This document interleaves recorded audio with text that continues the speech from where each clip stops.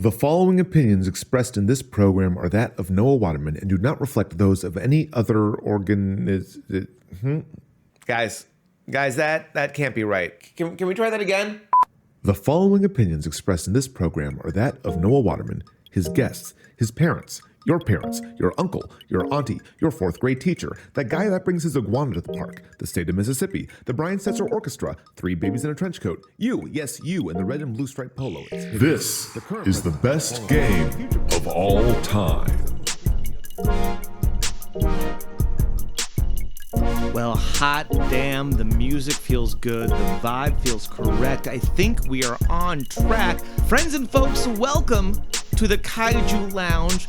Welcome to my humble abode, and more importantly than like anything else you could possibly say right now, welcome to the best game of all time podcast. Ooh, man, it's been a minute. I'm not gonna lie. It's kind of weird to wrap my head around that I'm back doing this, but I'm so happy. I'm so happy to be here, to be back. If it's your first time ever listening to this podcast, great. That means I reached you, and that's fantastic to hear.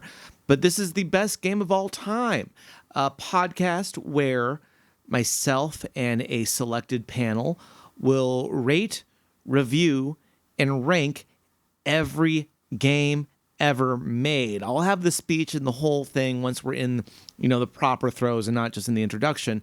But basically, what you're listening right now is our grand return to the best game of all time podcast. We have done 9 episodes, a total of almost 30. We actually crossed the 30 mark in this episode here, but almost 30 games on this list, a perpetual list that we rank every other game against, that grows and evolves and changes based on the scores that I force my guests to make ultimatums on. It's a wild time. It's a good time. If you haven't checked out the other videos or the other podcasts and you've got time to kill, great. Please check them out. If not, that's totally fine. You don't need the past context. It helps a little bit, but we have the list available in video form. During the video, we'll show that. I have them in the podcast notes here. And we plan on having a website up with information so that you can actually look along and follow along during the podcast. So you're not just guessing. Why are we back? Why did we take a break? What's happening? Well, I think I mentioned this in the older podcast, but just as a recap here, we haven't done one of these in over a year. And the primary reason, it's a couple things, but as sort of the sole driver of this podcast, producing, editing, putting it all together, a lot of it was just time. A lot of it was just time. Very specifically, when we ended, my child had just been born, and I had to take time to be a father. And then, I was back in the saddle at work, which had only gotten busier and demanded more of my time. There's a whole video about my work at the WWE and working on Up, Down, Down. But that got busier, and I found myself in a primary leadership role.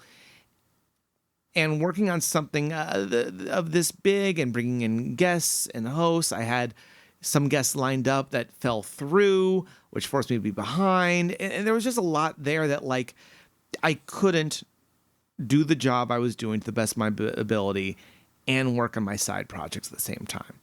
I had this, I had the Kaiju Lounge Live I was doing. I had a lot of different things going on, and I had to sacrifice the things that were kind of putting myself out there, my own projects, for the sake of work. Things have changed, though.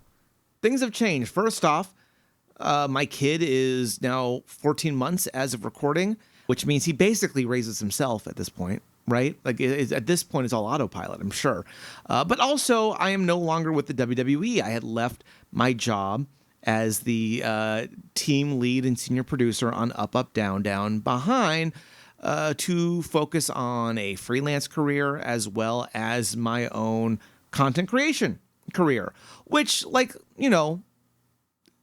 time will tell if that pans out. However, got to bet yourself. You'll never know if you don't try. So that is why we are back.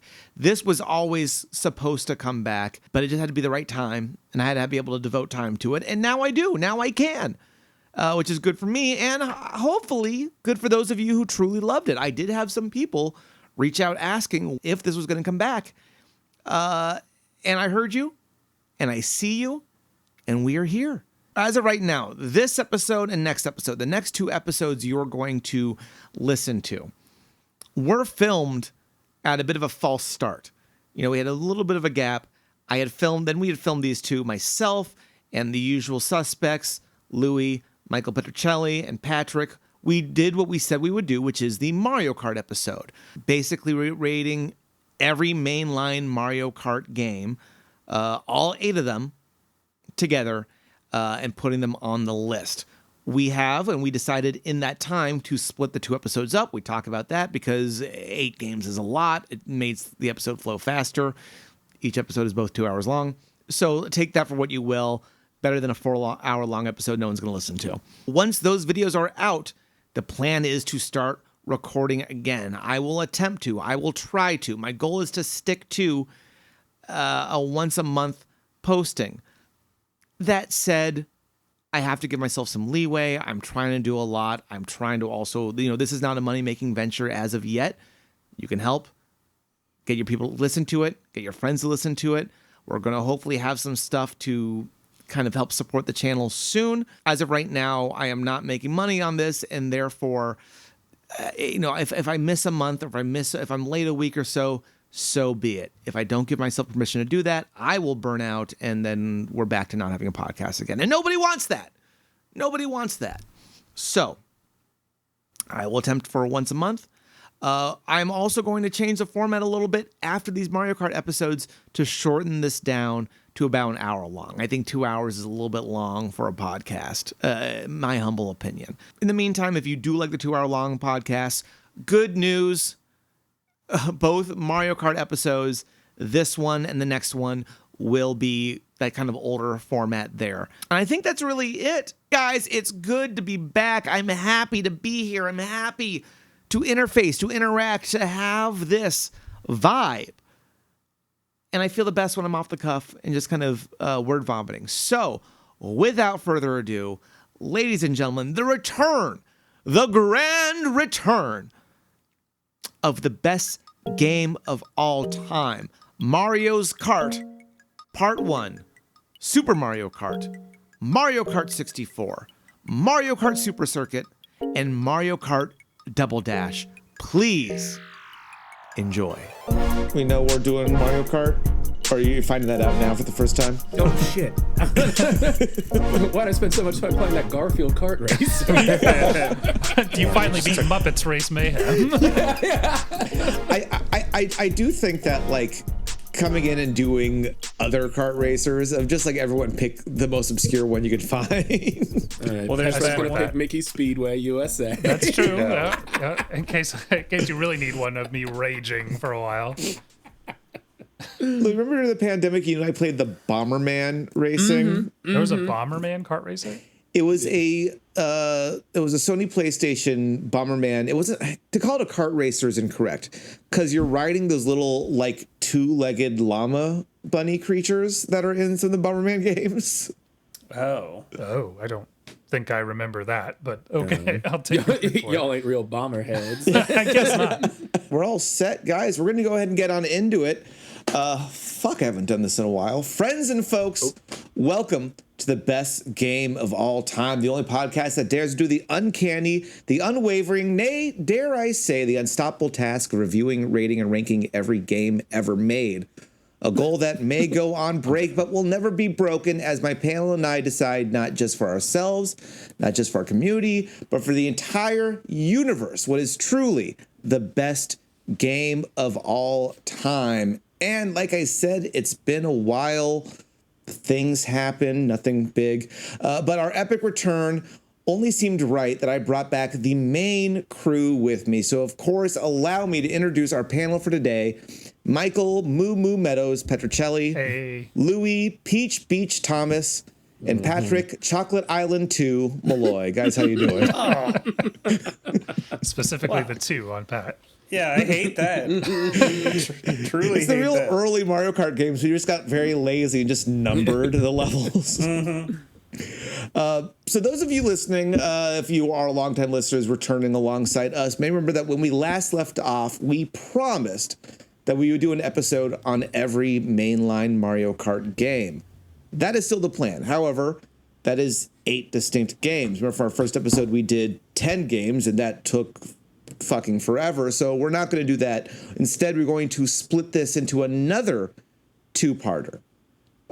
Today, we're going to go back to where it all began with the first half of the Mario Kart series, Super Mario Kart, Mario Kart 64, Mario Kart Super Circuit for the Game Boy Advance, and Mario Kart Double Dash for the GameCube. But before we kick that off, of course, we have a little segment we like to call Get to Know Your Panel. Get to Know Your Panel is a segment to help you, the listener, get to know the voices and opinions behind today's episode. Sometimes it's a question for just one person. Sometimes it's a question for everyone in the group here. And this one, of course, is for the whole group. Since it's been so long since we last reconvened on the pod, it felt right to kind of check in. Guys, what have you been playing since we last chatted? I feel like some big games have happened between then and now. Yeah, I'll go first. 140 hours of Tears of the Kingdom. I was going to say, I think we all have a similar answer here. Yeah, for sure. I mean, I've absolutely mainlined Tears of the Kingdom and still have not even gotten close, not even finished the main map yet. Just moving slow.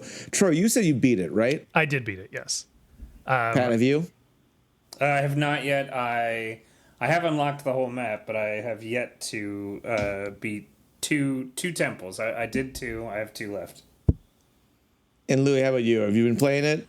I mean, I stupidly purchased it a couple of days before I started a new job. So, so I'm getting in some time here and there. I mean, you know, the nice thing with it, obviously, is that, like, you can just sort of, like, pick it up and play it, you know, for a little bit. It's not some sort of game where it's like I'm terribly concerned that I'm going to have, like, an hour cutscene, you know, like, all of a sudden or anything like that. So I haven't been able to put in the monster hours that the rest of y'all have, but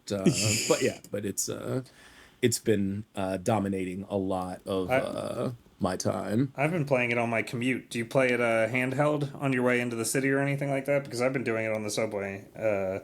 I can normally, like, crack out a shrine or something like that on my commute. Nice. My concern with that is that, because, like, there's been some, like, terrible, like, mobile games before that, like, I'll get I can play Candy Crush and, like, miss my subway stop. I did miss my subway stop. Like, I know I would be far too engrossed. I have already done that once. Yeah, Yeah. and I don't want to be like that sucked into something else while I'm on public transportation. Like, My trick is to put it away when I'm one stop away from my stop. Like, I hear the stop ahead, I put it in the case, zip it shut, then I get off at the next stop. Yeah, I was the same way when I was commuting in the city, because it was like I just didn't want to walk out of the subway car with, like, the Switch in hand out in the open. That felt like I've had, you know, iPods stolen off my drunk corpse on the subway before. I feel like a big old Switch just out there waving free is just asking to be snatched pretty fast. Yeah. I worry about that. I worry about that with the Steam Deck, so I never take it on the train. Yeah. I did that. I was doing early Steam Deck stuff when it first came out, and I was getting enough eyes. I was like, I feel like I'm drawing a lot of attention to myself, something I don't normally like to do. Outside of Tears of the Kingdom, the obvious choice, anything else, or has it really just been that for everybody?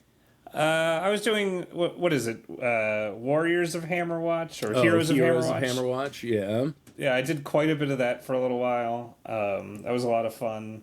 I revisited Skyrim again briefly. Yeah. Yeah, so always a return to Skyrim. Yeah. It's a good game. It is?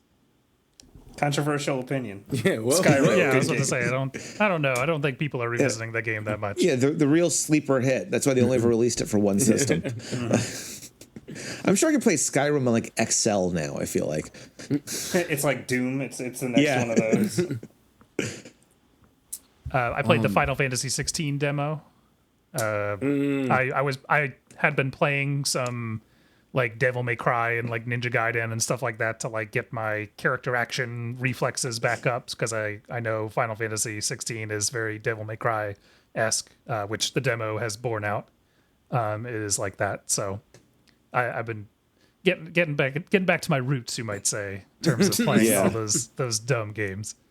I've been watching a lot of that for work, and like it looks insane. I don't want to pick it up right now because if I do more than one game, nothing will ever get finished. But like that looks amazing for sure.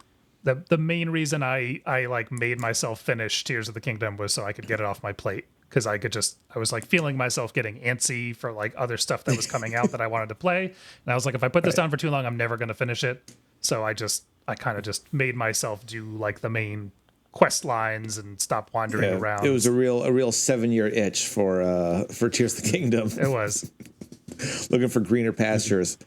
I'll say the only other thing I've been playing is every Mario Kart game, which is what we're here to talk about. So we're going to go ahead and kick things off with the first game, the original game that kicked it off, Super Mario Kart for the SNES.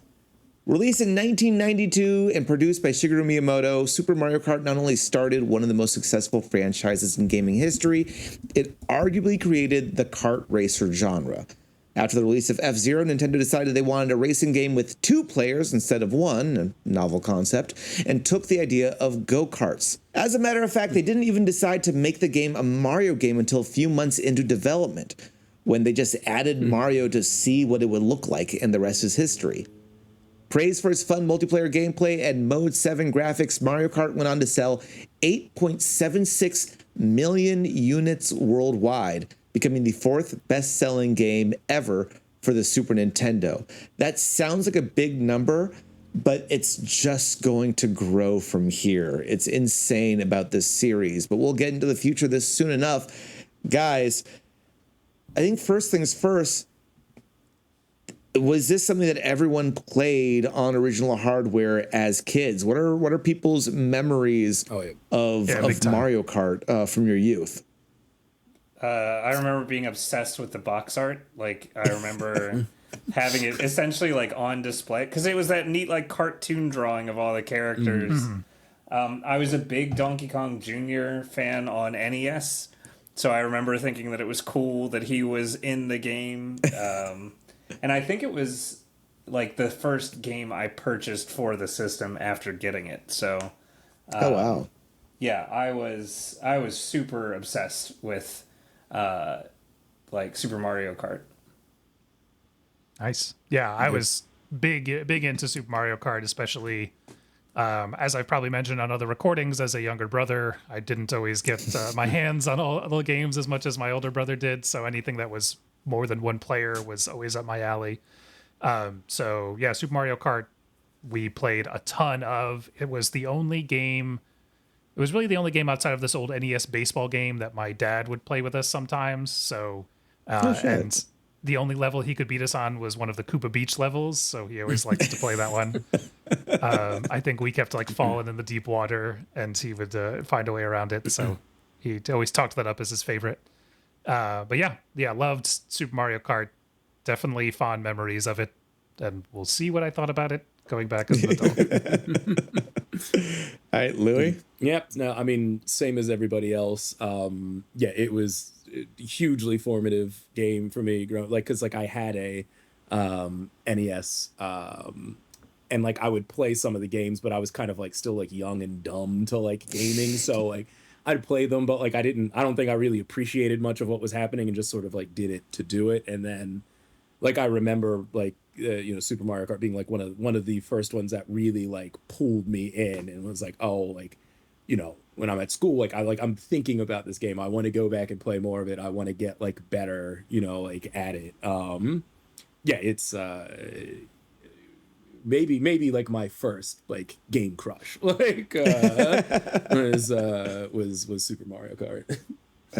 No, I get it. I mean, this was This was huge. It was huge when it came out. I think it's one of the first games I remember actively wanting before owning, right? I feel like there's a lot of games when I was young that I just kind of got because they were probably the hot game at the time and mom guessed correctly, essentially. But this is one that I know I like asked for and wanted and became, because my house was the video game house, it became one of like 3 games where the entire neighborhood would come over and be taking turns. It was like this, it was Turtles in Time, and it was Street Fighter. And like those are the games that everyone would come down and you would just like, you know, King of the Hill style, take turns in battle mode and keep circling around with all that. Yeah, I mean, easy to have fond memories when the rose tinted glasses are on. But when they come off, when the weight of age and mortality rests firmly on your shoulders, how does Mario Kart for the Super Nintendo hold up?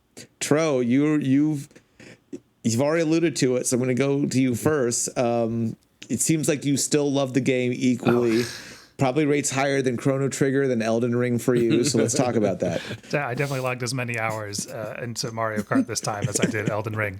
Mario Kart, otherwise known as Mode 7, the video game, is essentially one of the only 2D games I've played in recent memory that made me sick to revisit. I felt terrible playing this game. I was like overheating and like just feeling nauseous. And at first I was like, is something wrong? Am I like getting actually ill? And then I was like, oh, this isn't a first person game, but I still like the way the screen was moving around like in the different courses. I was like, something's not working for me here. It's amazing that the first Super Mario Kart had power sliding in it, but it took them so many entries to get the power slide to work at all. And I'll weigh in later on which entry I think they actually got it right in. That's a fair point, because Louis, you've once brought up, I think the what I'm going to call the Mega Man effect, the idea that you kind of forget that like charging up your Mega Buster isn't in the first Mega Man game. Yeah.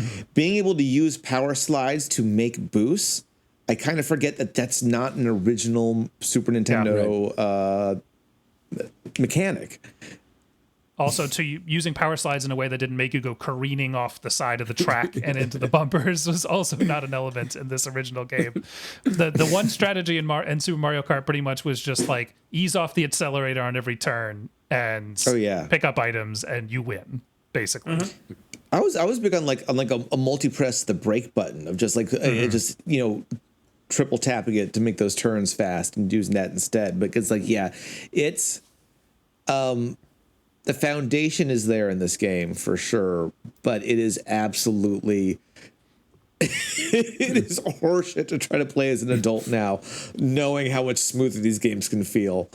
Louis, Patrick, how about you guys? I didn't really mind it. I don't dislike original Mario Kart. There's one that we're going to talk about later that I actively dislike, but the Super Nintendo one, it still holds up because of the controller with only the, you know, D-pad and the buttons. I feel like it didn't feel as bad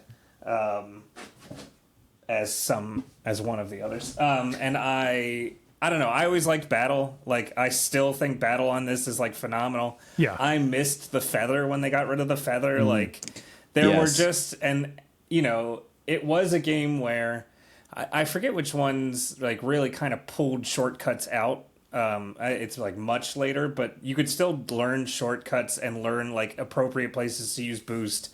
I think the only thing that I hated in the first one was water. I hated the way that water worked in the first one, where all of a sudden you were just submerged. You could still be under there for a little while. Like, that was terrible. Yeah, you don't get picked up. You just move slowly. And, Yep. But overall, like I genuinely really still enjoy the Super Nintendo one. I was really happy when I got the Super Nintendo HDMI like adapter one. I think that one's great. So yeah, that's my take. Yeah, I think, Pat, the defensible thing you mentioned about like the ability to jump over things to create shortcuts and kind of the novelty around that was lost. And I didn't get a chance to revisit Battle Mode because I wasn't playing with anybody. Because you don't have any friends. No, I have no friends. That's true. Really flavored your opinion of the game when you're dealing with loneliness. Just heavy loneliness. That's really what it was. Yeah. Is this the first game that you could play as Bowser? It's got to be, right? Yeah. Yeah. Well, this is the first game. I think this is like the first game that really allowed you to play through. I guess Mario 2. US Mario 2, but in general, this is the first game that had like the amalgam of Nintendo characters to pick from in a game, right? Like there's no Mario Party or like a Mario Tennis or anything. This is the first game that really, I guess, not only set off the kart genre, but really set off the idea of the whole Mario gang as a choose your character. The spin-off subgenre of Mario games. Right. Canon being peeled back and the immersion being lost. Yes, the immersion of Mario. Right. You're really ruining the story, but okay.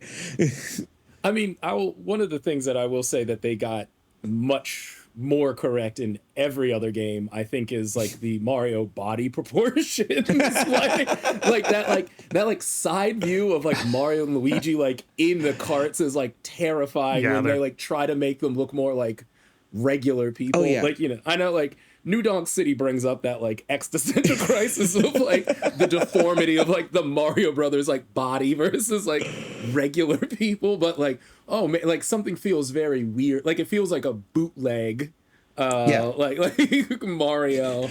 It's like when you see like 3D Mickey from any angle other than head on or profile. Yeah, exactly.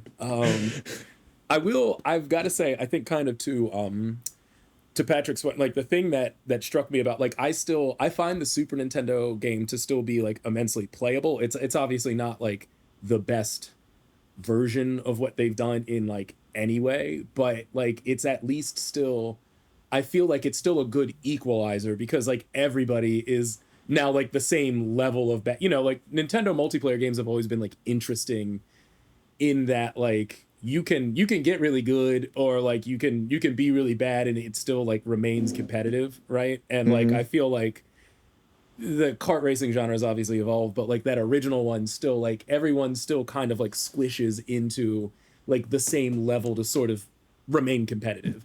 Like in that game, even if it like so it's still like a fun party game. It's still like a good multiplayer experience, even if there are ones that like handle better or are like slightly less like frustrating now. Like the skill ceiling is fairly low.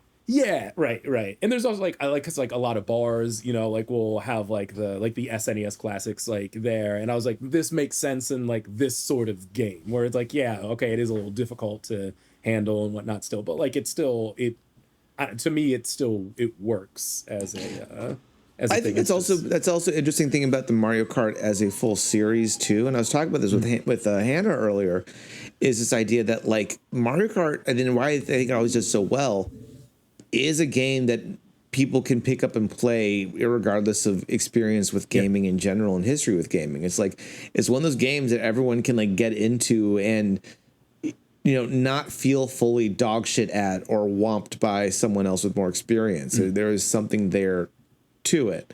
And I think Mario Kart for Super Nintendo, like for example, that because it is equally as hard for everybody, and like the difference between playing a heavy character versus a light character really isn't all that big. So like it really isn't like, oh, I'm better with this type of character than that. It's just kind of like you got what you got.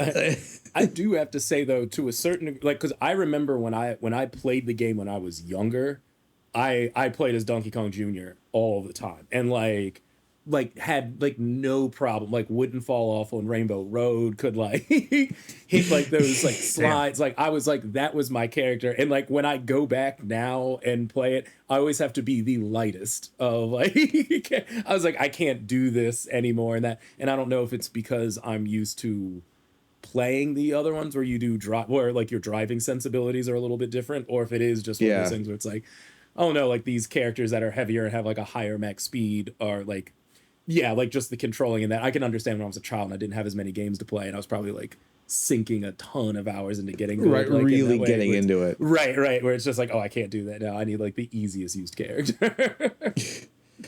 Yeah, who was everybody's main, either growing up or in playing through recently? I was a big Koopa Troopa, because I feel like of all the characters, Koopa Troopa was the one that was never going to get to play as again in any other game, and kind of right for a long time.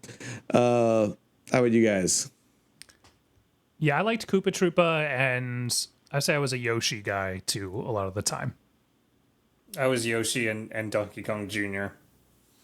Yeah, it was DK Jr. then, and now just aesthetically, I just play as Peach.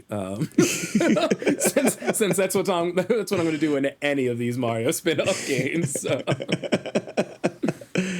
Yeah, Donkey Kong Jr. is interesting added, because like we never get Donkey Kong Jr. in any other game again. It's almost like it's his last appearance. Right. No, Also, as Donkey Kong Jr. I mean, he is in the he's in the app. I was going to say, If I think he's in the mobile game. Yeah, he is. Oh, fuck the mobile game. But also, I'm fairly positive canonically that the Donkey Kong from the old Mario game that is the bad guy is Cranky Kong.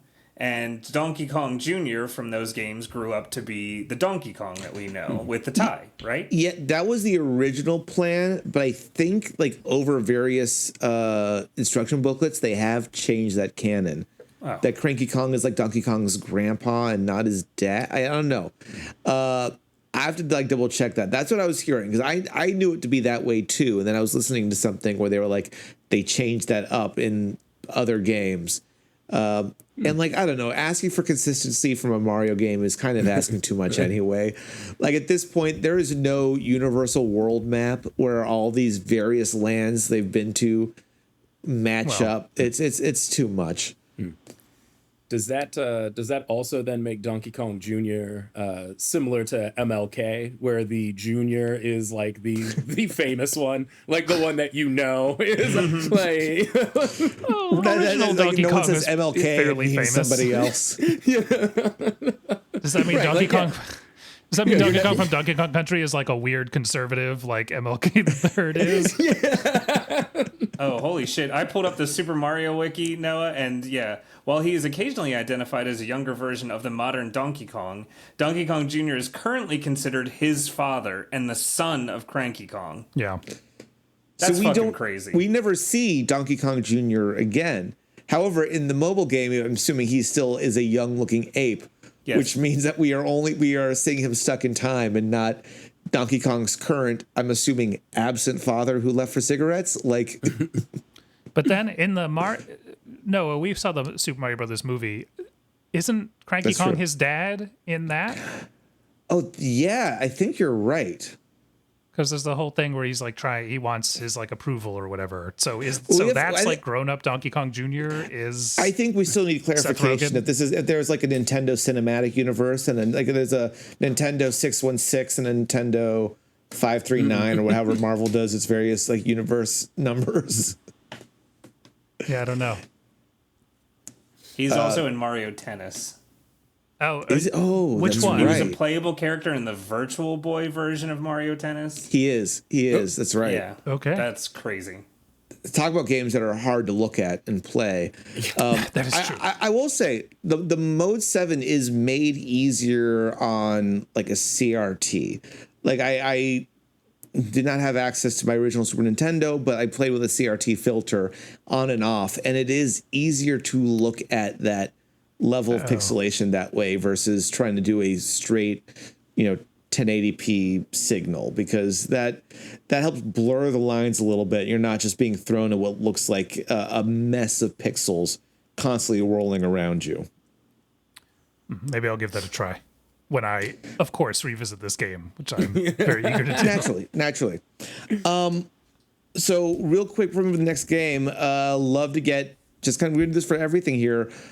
Something you liked about this particular one, or something that stands out as good versus against what's the other game. So like, it's a fun racer. They're all fun racers. That doesn't count. Something that's unique to this game that stands out as good, and something about this that did not work for you. I'll go first. The thing that didn't work for me is trying to power slide or just like turn around corners too fast. I spun out all the time, got a little frustrated. And then I went back to my tapping the brakes. I also tapped the brakes version, and I was having a lot more fun. And then what I like about it is it just like it originated at all. Like everything that is what it is now. Actually, you know what? Scratch that. I'm going to talk about something else I don't like: coins. And I don't like that coins came back. So there you go. I don't like that it originated in coins, and coins continued throughout the series to pop back up occasionally in a not great way. But what I do like is that it originated everything else. Like, we would not have all of these games if it were not for this one. And like we were saying earlier, we probably wouldn't have any kart games if it wasn't for this one, because it is such a like groundbreaking thing. Great. Louis? Yeah, let's see. I'll say this is going to make it sound like I don't like the game with the one thing that I do like, and I don't mean to slight some of the other. I think there's a lot of, it was a triumph in a lot of ways, but like I'll want to praise some of the other games for more of the specifics.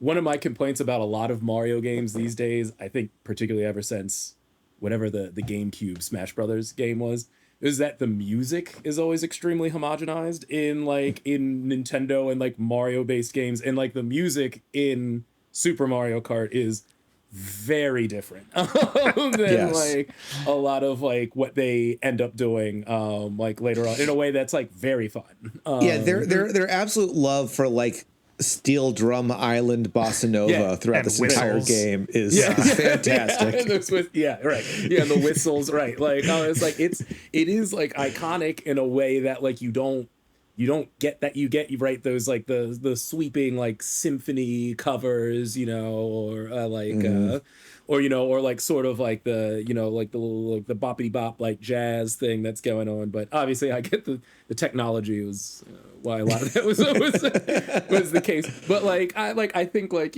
maybe going for something a little more synthetic would be like fun for Nintendo to consider again. So free idea for them.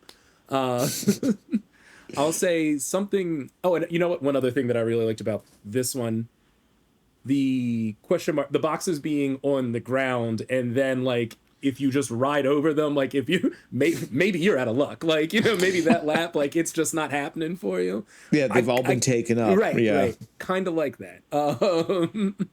Let's see, something that doesn't work for me though, outside of the power slide, would honestly the barriers, like the walls, especially anytime they're trying to do like a curve and it's just like it's like a Tetris piece, like zigzag, like the number of times like I'd get my ass stuck in a hard corner. Absolutely not a fan of that, and I'm glad that outside of them recreating some of those old courses is like a thing that's works better in battle mode, but like in the race, hated it, like terrible idea. Get that, Tro? All right, well, I belly ached enough about what I didn't like, so I won't add another to the list. A couple things I did like. Well, I kind of said this already too, but I want to touch on it again. Pat, you mentioned the idea that one of the items was like strictly non-offensive, like maneuvering item that wasn't like a speed boost. I don't know. I like the idea of the feather. Also, I liked how you could use it in the battle mode to like get to some areas where items were, or to jump over a barrier to like ambush somebody. I really, especially in a couple later games where you have the ability to hold more than one item, I would have loved to see something like that be utilized more, and in conjunction with shortcuts. The other thing I wanted to point out as a thing I liked about this one is that it really had that old video game sensibility for Rainbow Road, where they were like, what's the hardest course we can make? No walls, just no walls and right angles. Just like go for like I feel like since then they've made Rainbow Road challenging in future iterations, but I feel like they never fully like nutted up and tried to do another course that was as like ridiculously punishing as that first Rainbow Road course was, where it was like, it's the last level. Argue so that, like, here you go. I'd argue that like all the courses in the Special Cup were like extra hard, because after playing through that this time around, there was like I think it's Vanilla Lake or something, where there's just breakable ice segmented right there in the middle. It's like, playing through all that, like, each of these have like some sort of mechanic in them that makes them feel like you wanted hard mode. Now that you've completed everything else, here you go. Fucking A. I'll do mine real quick. Like I'll throw something different. I wasn't a fan of the rear view mirror shot whenever somebody was behind me trying to attack me. Like I didn't like when it would like cut to that without me press, because there's a button you could press one of the buttons and you would get that, but then like if someone was behind you trying to shoot you with something, it would just lose the map and do that instead, and that's just twice the disorientation, right? Instead of having the map having both behind you and in front of you at the same time with those Mode 7 graphics, then that is a lot. One thing I did like though, and I wish they would have brought this back, I like that everyone had their own winning music. Yeah. That was always a nice touch. It was one extra thing to make having different characters feel special, that if you got first place and you had your like victory music play in the background, and like it gave each character a little more character to that. And I thought that was always a really interesting thing that, like, I don't know, bummer we never got it again. Yeah, honestly, they really, as the series goes on, like the ceremony for winning becomes like less and less. Like these new ones, it's just like you win. It's literally just like view results. Yeah. Right. Yeah, as a kid, I actually wanted to beat a cup with each character so I could see what the winning animation is, and now it's just the same. It's the same thing. They did a lot to homogenize every character as they added so many more throughout the history of the series. That's actually, and sorry, no, I know this is a different podcast to talk about video game memories, but like you talking about the different music for all the characters just unlocked, like that's the reason I played as Donkey Kong Jr. was because that faux like hip hop beat that they had when Donkey Kong Jr. won. I was like, oh, I like this a lot. So same. I liked it. Koopa's a lot, and then I play as Bowser and get to hear his like bam, bam. Weird, like maybe brass, maybe distorted guitar sound, like whatever sine wave that was. Like, yeah. Friends and folks, do you like old school games? Do you like new school games? Do you like gaming in general? And more importantly, do you think you're good at it? Do you think you are good? Nay, dare I say, the best at it? Well, I got something for you folks. The second Friday of every month, we are live at OS NYC in the heart of Manhattan, the city that never sleeps, for the world's greatest gamer. I know you love the absolutes of this podcast, and well, there's an absolute what we decide who is the world's greatest gamer. What's the world's greatest gamer, you might ask? Shut up and I'll tell you. The world's greatest gamer is what happens when an esport and a game show have a baby. A tournament of champions happens in the heart of the city in OS NYC. $5 to enter, prize money for the winner, but most importantly, the title of World's Greatest Gamer. And you know how we decide that? Because every round is a different game. That's right, decided by the magical wheel of gaming. Whatever that wheel lands on, that is the game you and your opponent have to play. Could be a fighting game, could be a racing game, could be a puzzle game, could be something I just have to classify as other, a party game, an old school game, a new school game, a fan game. Nothing is off limits in the world's greatest gamer. So while we decide the best game of all time on this podcast here, you can come on down to OSNYC and help make the final decision on who is the world's greatest gamer there. Second Friday of every month, 8 p.m. live from OSNYC. And more importantly, if you're not in the New York area, you can still be involved. We stream it live on YouTube and on Twitch at Boss Monster Kaiju. Check it out there. The next one's coming up real soon, so keep to our socials, keep to our channel, like and subscribe. Do not miss an amazing live event as wacky as it is ridiculous. I hope to see you there. Now back to the podcast. All right, let's move on to the next chronologically in this series, Mario Kart 64.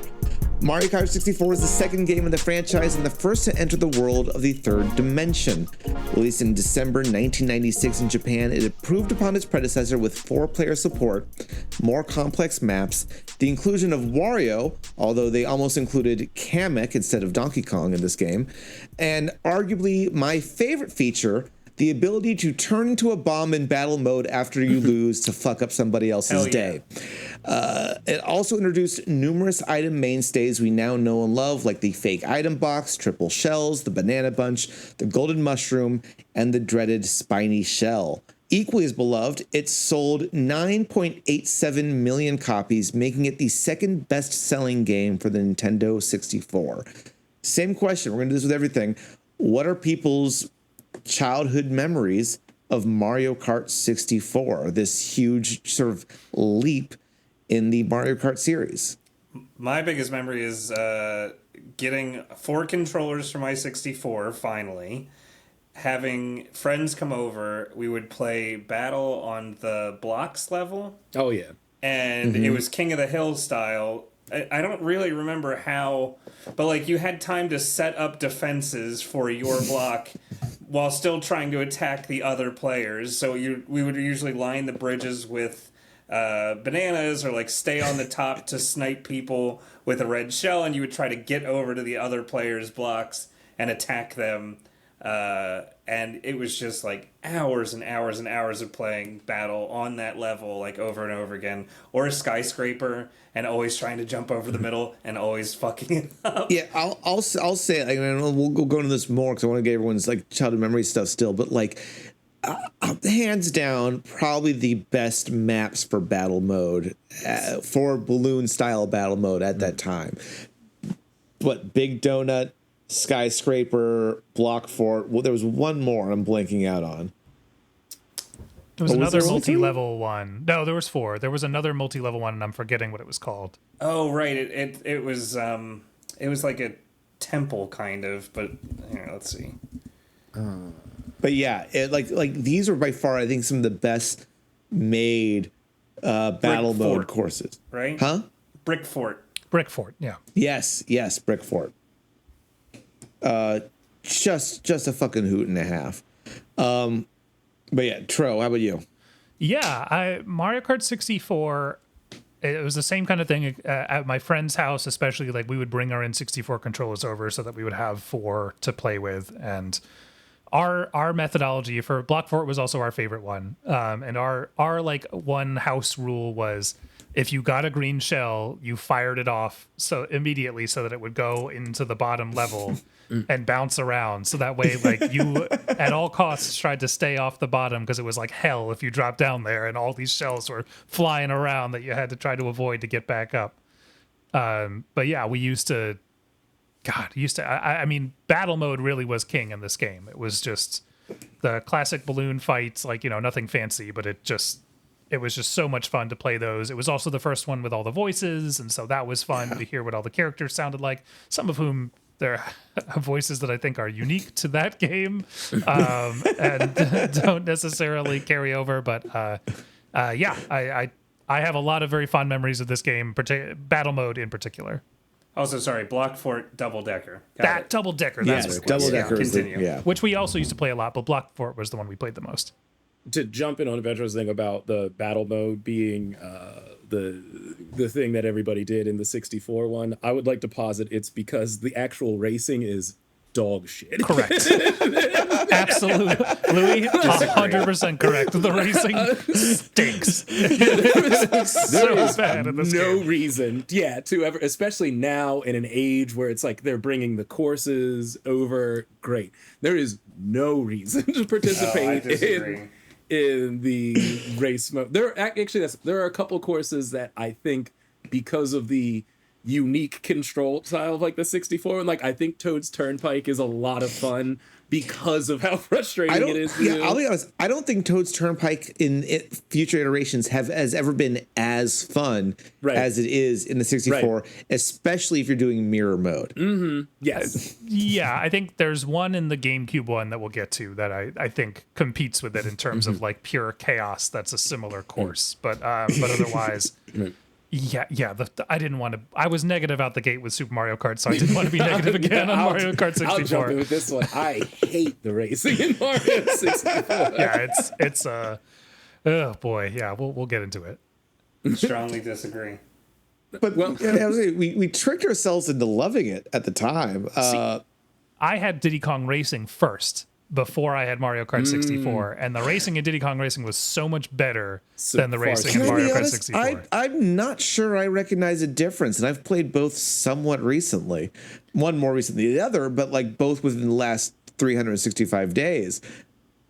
I think what throws me off so much in Mario Kart 64, and this is just like a cosmetic thing that bothers me, but I don't like that it's like 2D characters on 3D. Like it's Right, weird that it's sprites instead of 3D models. for a system who so like, you know, Mario 64 like put its flag in the ground, said like 3D gaming, here we go, and then the first Mario Kart game, well, the only Mario Kart game for that system, but the first one on what is ostensibly the 3D console, did this weird like halfway trick, and it just looks really janky now, especially in like a sharper resolution.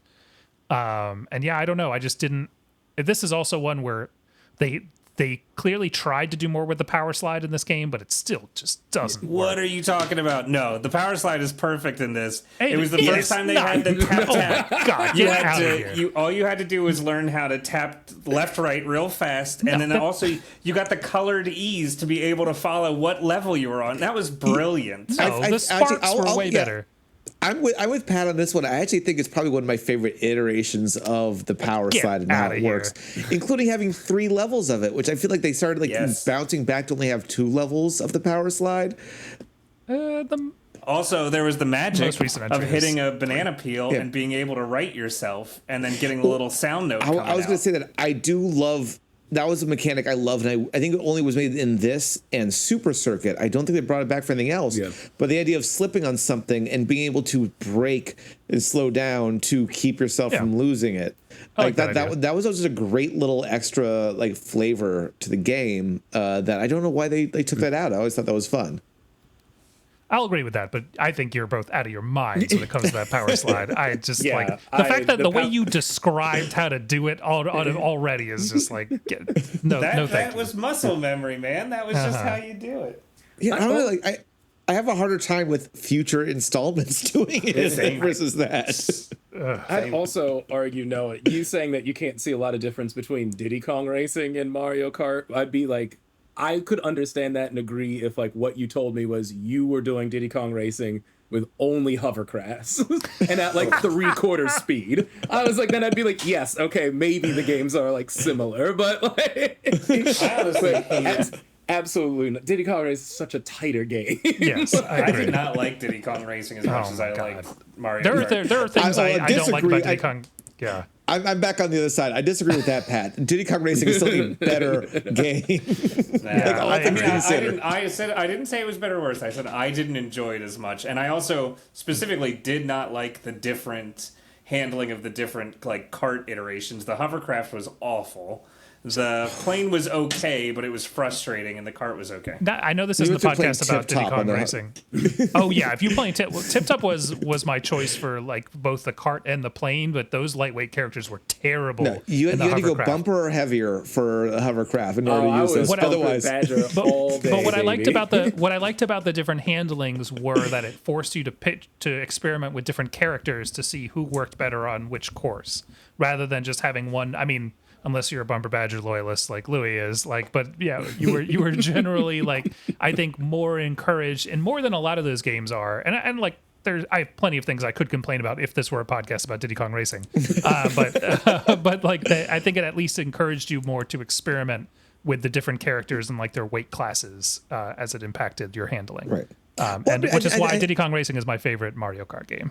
I think that's what we were determining. I do say, all joking aside, it's like for the 64, it's really hard to talk about Mario Kart and not talk about Diddy Kong Yeah. Racing, right?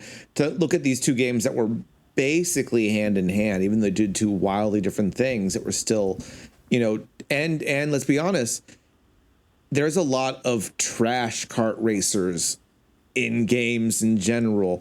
Diddy Kong Racing is one of the few to not be Mario and be good and that's probably because Nintendo still had a hand in a lot of it.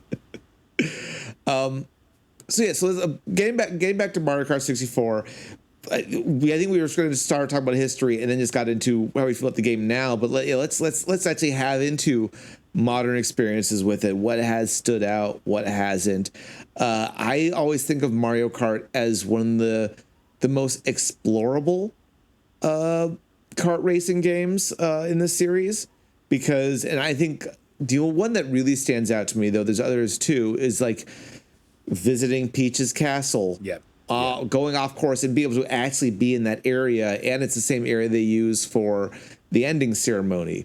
Going through the tunnel in Calamari Desert and maybe just getting hit by the train, depending on your timing. Like, there's a lot of cool stuff where they really, I think more so than anywhere else, really played with the shortcut idea. Instead of a lot of the shortcuts in later series feeling a little more telegraphed, you really were encouraged to explore around these levels a little bit.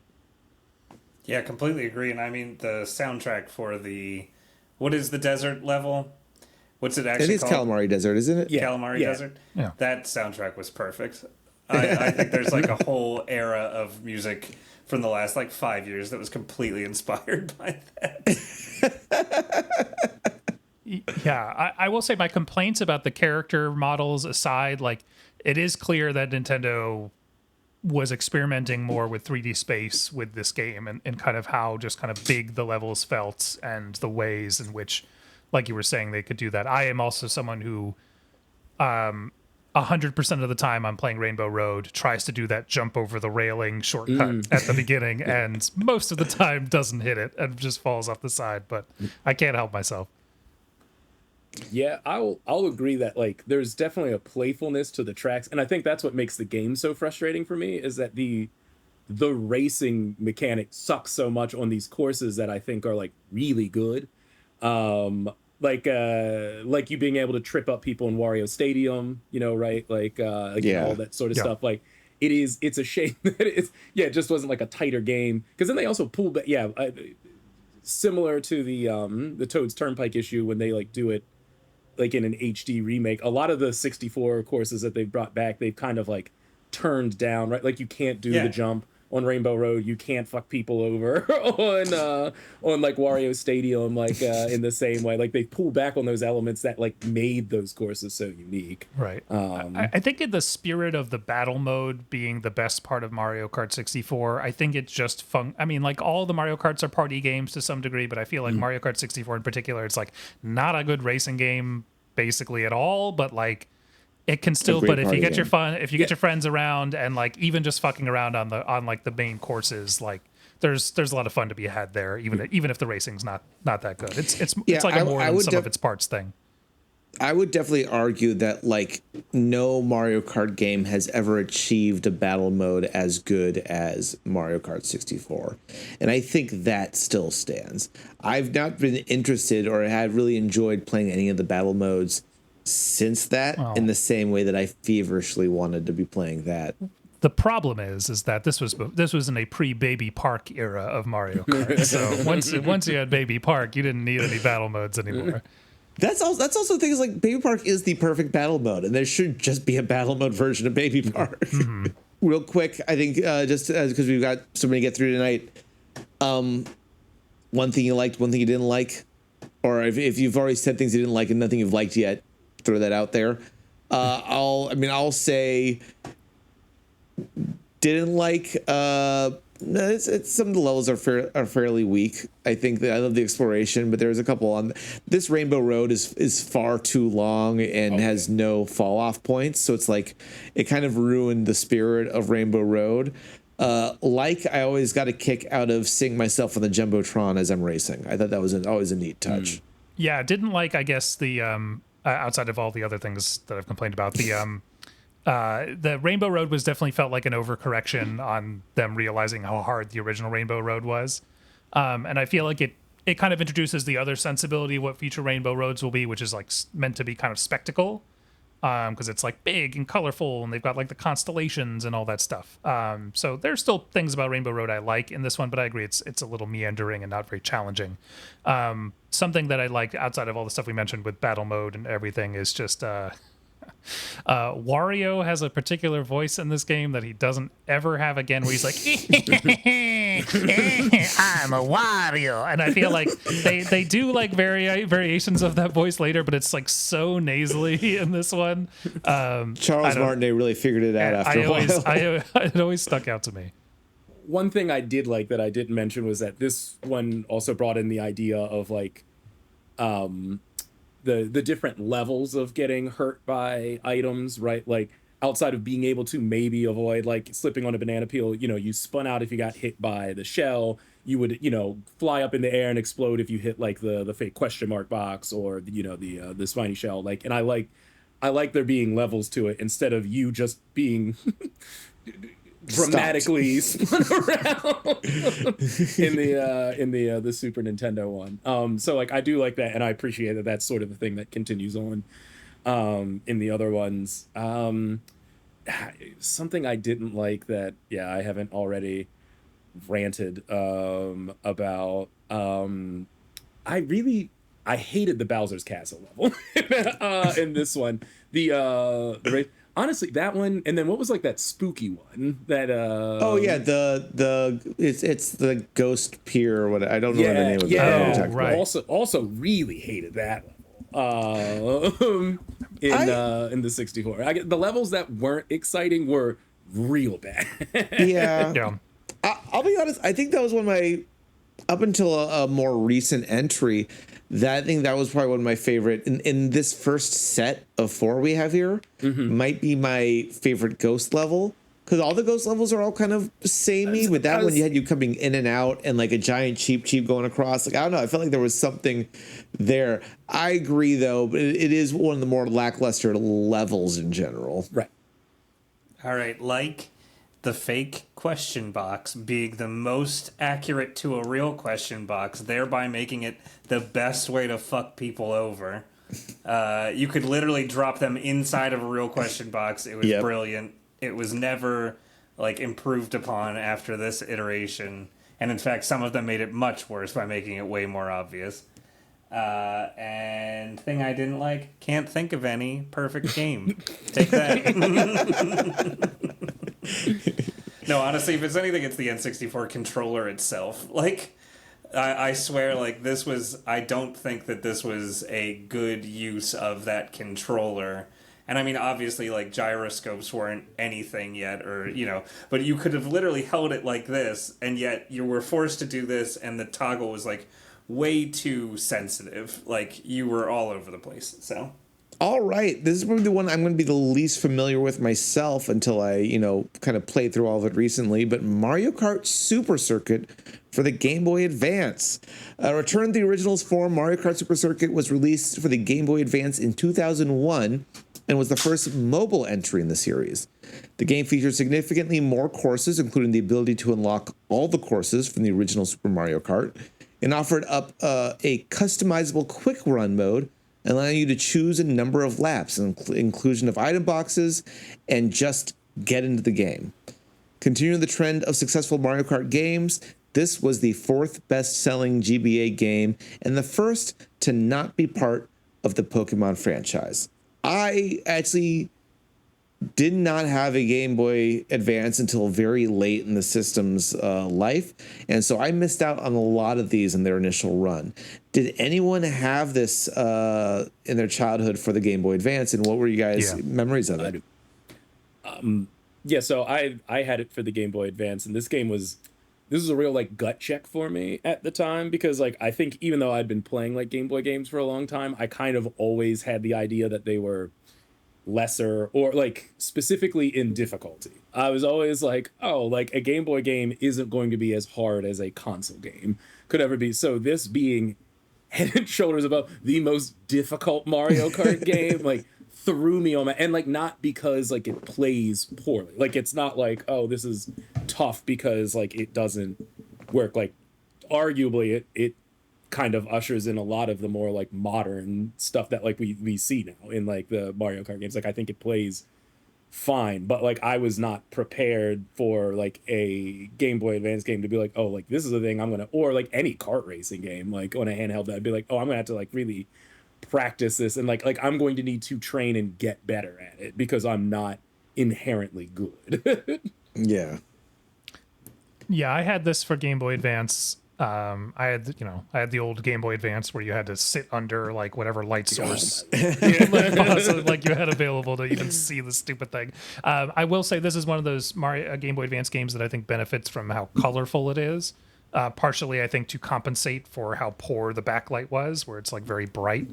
But my memory too, Louis, is that this game did not fuck around, and it was like you're gonna get good at this thing. I think it's Game Boy Advance was also kind of where the novelty of like this game feels like it could be on a console, but is on my handheld really started, because the Game Boy Advance was like a portable Super Nintendo, and so like having this type of like Mario Kart game on the go, this was like the first. It was the first one of these, of course, but it was also like where that novelty, I think, was really felt for me at the time. I think my only disappointment, even as a kid with playing it or teenager playing it, was just that, we weren't rigging up multiplayer, because like I didn't really know anyone with like the link cables and copies of the game, so it was all single player all the time. That's exactly what I was about to say. I had an SP, but I got it kind of late in cycle, and I got this, and I mean, I had a fucking link cable. I even had the cable soak it up to a GameCube, but I never really found anybody to play it with, and I thought it was too hard. Like, I don't think I spent a lot of time playing it, and I did not like it. Like, that was basically my takeaway from it. I played this. This is one of, I think, 3. Actually, all the mobile ones I played for the first time in preparation for this podcast, coming in fresh. And like, this felt like how I remember the Super Nintendo game feeling. You know, that kind of feeling of like when you're playing an old game, when you come back to it as an adult now, you're like, oh, this feels weird and wrong. Mario Kart Super Circuit is kind of what I thought Mario Kart for Super Nintendo played like. It felt tighter, but still being 2D. The backgrounds were a lot easier to look at as you're moving around. It felt more of a varied and interesting to see it all. I loved that, like, they had 3 different Bowser courses that had 3 different backgrounds and felt like 3 different levels. Yeah, I don't know. I enjoyed this more than I thought. I thought this was going to be a weak link for me. It's harder, and harder for me, at least. It was harder in a way that that made it more fun to play. Because, spoiler alert, I'm pretty nasty at all these Mario Kart games. I've just historically have been and remain for the rest of my life, and I will defend that to the grave. And I like that this one put up a challenge for me. That being said, I thought because of the flat 2D nature and knowing how we've gone to 3D for everything else, the levels again felt less interesting. Like, they're better to look at, but they're all flat. There's not a lot of height change, hardware limitation, and it's weird seeing like whatever the cheese level is here. Oh man! After having played, hell yeah, after having played Mario Kart 8 Deluxe on the Switch, where it's like rolling hills at an entire like 45-degree angle up with a chain chomp chasing you. It's like, how was that inspired by this level? That version really got your noodle going, is what you're telling me. It was the cheesiest. I have to say that, like, I think it was like the worst parts of the first 2 games just mashed together. Like, the characters look like the N64 characters, but the races look like the Super Nintendo ones. Both arguably not the best part of either one of those games. Brought coins back after we had gotten rid of coins for an entire game. Had to reintroduce it. Item boxes, but not the ones on the ground. Like, it just, to me, it was like the worst of both worlds. Absolutely. And stuck playing it by myself. Pat, help me with this. What is your problem with the coins? You've expressed how much you don't like Yeah, them. I like the coins. I just don't like the idea that like you have to gather something and like maintain that as a way of getting more speed. I hate that Lakitu takes a fee when you fall off the course. Like it felt like a very Comrade unnecessary. Patrick over Exactly. I think the well should be shared equally amongst all of the players, and it's very well. And you could max out too. Like at a certain point, you had 10 coins. There's no point in trying to get anything else. It just felt like a very unnecessary like management to have to put on top of focusing on racing. Would you have liked it more if it was more like Sonic the Hedgehog, that you'd have more coins to collect more speed, but if you got hit, you lost all of them? You know, honestly, maybe. Did they do that in the Sonic Kart Racer? Because if they didn't, they really missed out on They an opportunity. really should have, because that would have been really great. Yeah. Louis, Tro, you guys, how do you feel coming back to it now? I mean, I'll say I thought the challenge of the game was interesting at the time, and to your comment about being nasty at all of the Mario Kart games, like for me, and I think 8 does this really well, like the want and the drive to get better is very much scaled to want to be competitive against like the other people, right, that you are playing against, or like even if it's like, okay, yeah, like I want to be able to like have gotten first on like every race in like 150cc Grand Prix. It's like, it's not me wanting to do the time trials and like smoke somebody's like online like time for it's about me wanting to be competitive, like in the race, know the courses well enough that like I can then like, you know, go toe to toe with a bunch of people that are like also playing it. And this game kind of pushes the threshold, the difficulty in the wrong direction. I don't want to treat it like a regular racing game. I'm not interested in getting good at the courses and like needing to know, okay, I take this turn this way. I do like, I think looking back, like it's an interesting idea, but like I don't want like a super technical Mario Kart game. Like that's a bit of the looseness is like exactly why I really enjoy playing them. And so like, yeah, like I think in going back, I was like, okay, I think maybe they sort of hedged like their bets on like the wrong, sort of like what Patrick was saying, some of the wrong parts of like what makes a compelling Mario Kart game. Yeah, I think it's interesting from like a game design perspective to think about how they must have been making this game knowing that most people were going to be playing it single player, which they hadn't really considered probably for one of these games, for the previous two, especially not 64. And so I assume that's why the difficulty is like kind of ratcheted up, is because they wanted to make sure people got mileage out of the single player racing. So they made it really hard. I liked it more than you did, Pat, but I agree with you in the sense that it does kind of feel weirdly like an evolutionary dead end for the Mario Kart franchise, because it is just kind of an improved version of the 2D Mario Kart aesthetic from the first one, in my opinion. But still, that also for me has a fairly low ceiling. Like 3D was definitely the way for these games, and I think, you know, even the ones coming after it that I don't have too strong feelings about still feel infinitely better to play than this.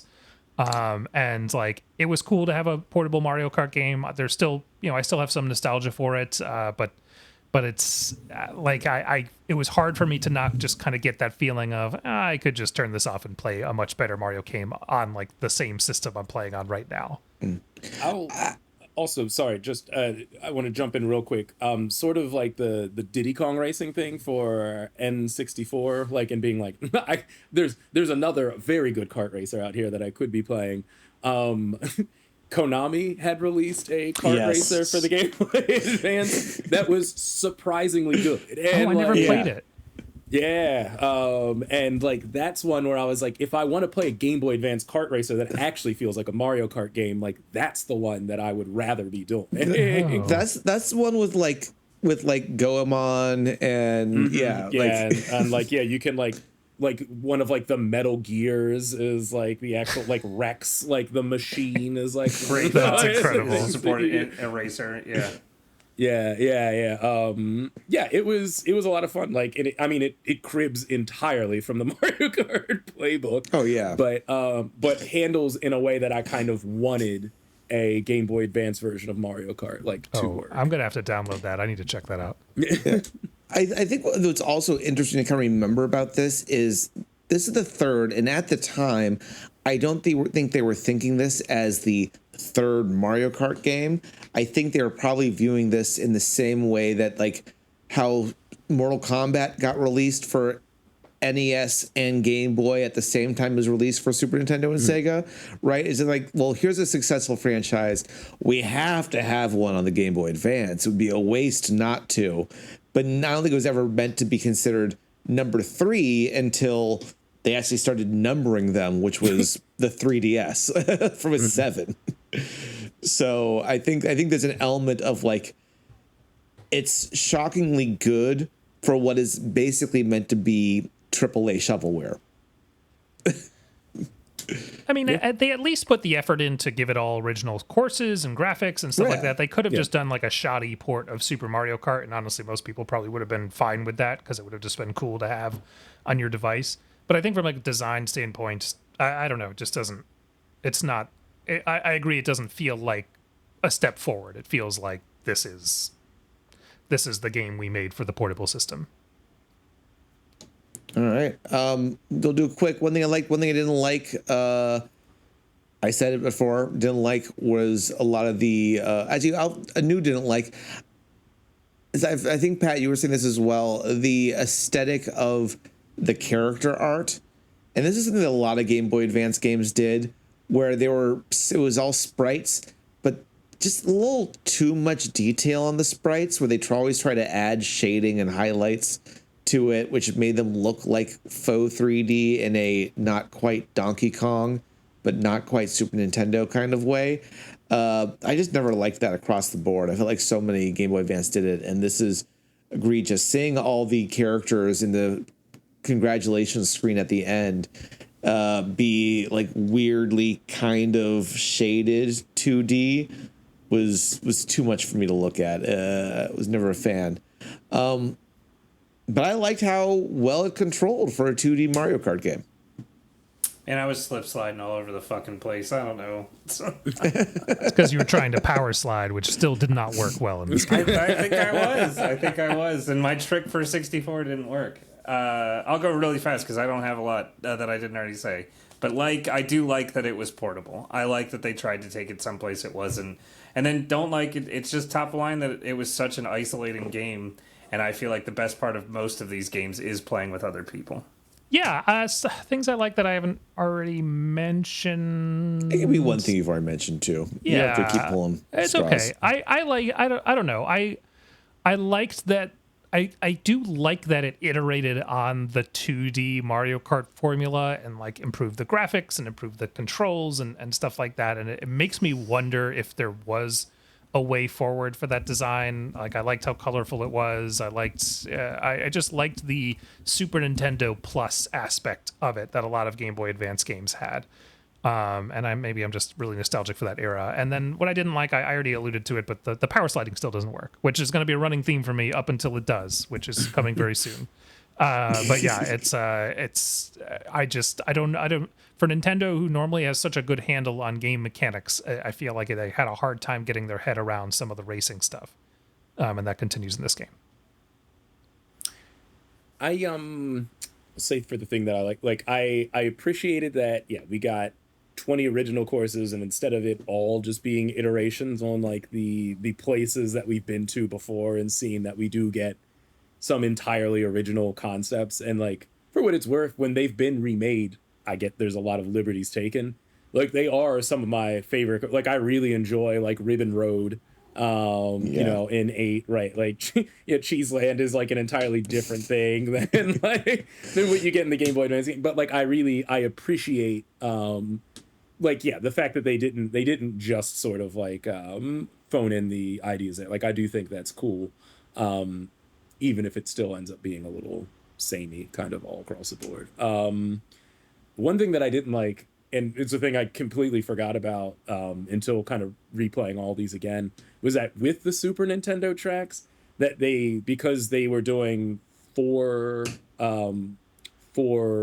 track cups, was that they changed the Super Nintendo cups. Instead of there just being 4 of them, they have to cut it up into 5. So like you're just getting one less track, and so like it just chops up like the way that you played it on the Super Nintendo, like, and that drives me crazy that like Flower Cup starts with what is the last cup from Mushroom Cup, you know, like instead, and then by the time that you get to their final cup, it is just like it's an entirely different thing than like what was meant to be the, you know, like the total combination of like races for a cup. Like that really bothers me.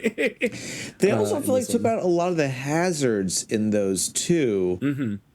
Not all of them, but a number of them, to the point where like it was like, oh, this, you actually took out some of the things that made these courses, some of the very few things that made these simple courses interesting. You removed from that. It's like, honestly, I would love any HD remake to like to do the original Super Nintendo thing of just having like the moles stick to you for like yes, like if they like hop around. Right. Like if they gave you the same hazard as it was presented in what it did in the old game, instead of melding it to whatever happens in the new gameplay mechanics, I would be so happy. that would be amazing.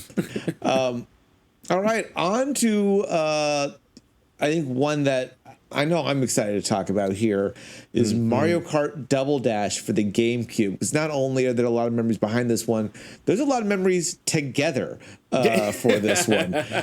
I know we all have that theme song sort of ingrained into our heads. The final game in our OG set, Double Dash, was released for the Nintendo GameCube in 2003. And basically lived in my college GameCube until Def Jam Vendetta was released. At the peak of Nintendo trying new things, Double Dash introduced 2-player carts, 11 additional characters with unique super items, unlockable characters and separate cart choices, and alternate battle modes in Shine Thief and Bomb Bomb Blast. It also introduced land play, but I don't know a single person who ever even used that feature on the GameCube.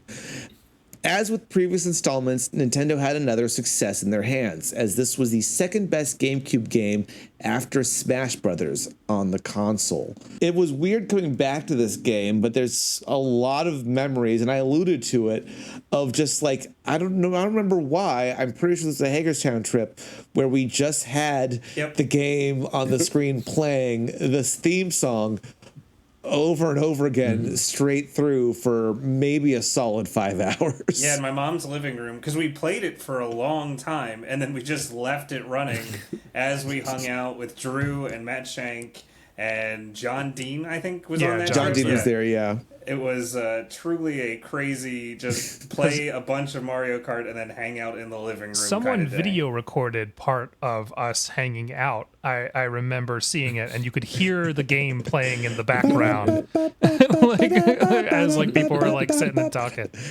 That's amazing. Yeah, no, we played a fuck ton of that game. Yeah, it was great. It was great.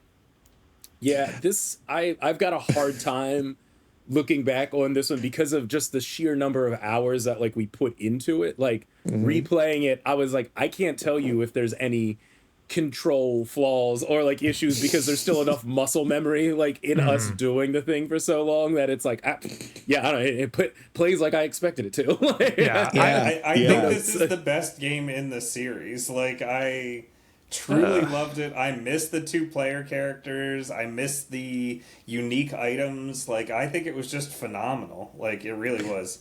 I think I don't agree entirely with that statement, but I will say it's definitely the best mechanic. I think the idea of being able to hold two weapons and swap was by far, I think, one of the best features in it, and a lot of fun to play with and work with. It did also, I think we've talked a little bit about this, introduced by far some of the best courses in the game. And this game could literally just be Baby Park and Dainu. It would be enough. It would be like straight up. Baby Park, especially in this iteration, where even if you couldn't go through the barrier, shells and weapons and items could pass through. So if you shot a giant, Bowser spiny shell, it didn't just bounce on your lane, it would cross lanes and back. It was chaos at its finest. And I think in the iteration as seen on Double Dash, it still holds up. Yeah. Oh, sorry, go ahead. Oh, I was just gonna muse that. I wonder if like the game developers feel a bit like, like when you buy like a very fancy toy for your cat and they're just interested in playing in the box. Like if the developers feel that way about like Baby Park, where people are like, really? This is Right. the one? We added 2 new battle modes. Like, you don't want to play that at all? No? You're going to keep playing Baby Park. Okay. Yeah, that's a fair point, because I also did not remember Shine Thief and Bob on Blast were in this. Nope, me neither. Until like honestly, I didn't bother playing until I was writing up this thing. I realized, oh yeah, that's right, they did add this. We basically almost never played battle mode in this one. Like, it's a weird, like, in that sense, it's like the polar opposite of 64, where like the racing was so good in this one, especially with all the different mechanics and the unique weapons and all that stuff that like I just like. It wasn't that the battle mode was bad. It was far from the most fun thing about the game. Like there are some mechanical things that I think a couple particular future entries, one in particular, I think improves on. This for me is the first game where the power sliding works. It's that you can get the sparks, you can get the boosts. I understand it. I again, maybe part of it's muscle Sounds memory. like a you problem. I don't know. But I honestly, from here forward, the power sliding works for me. This was the first one where it does. It was just the first 3 that I found it very frustrating to use. And I think as a result, this was the first Mario Kart that I really felt good at. Like 64 was fun, kind of in spite of just being kind of clumsy and being more fun in like battle mode than anything else. This one was the first one where I felt like I was good at the racing and like. Was like hitting turns and doing all the boosts and all that stuff. The power slide working is mostly because of the GameCube controller being so good as well, right? Like the actual shoulder buttons could register the difference between you lightly hitting them and pushing them in all the way. That might be why when revisiting the game, the power slide didn't feel quite as good as I remembered, is because I wasn't playing on original hardware, so I didn't have that like analog trigger experience that the GameCube controller had. Yeah, because I'm pretty sure the controller was a huge reason as to why it felt the best out of all of them. I mean, it's why that controller is another one that like people still love it. That's why like the Smash community still prefers to play that and with that controller specifically, and why they allowed future connectivity on subsequent hardware. Yeah, I mean, I don't know. It's hard to find some things that didn't work about this game. I don't want to say. I honestly, I mean, it's not my favorite after playing it, but it was for a long time. It certainly was. I love being able to unlock. I think the unlockable thing was a big thing because up until this point, I never bothered to go above 50cc as a kid. Maybe occasionally to 100cc just because to try it out.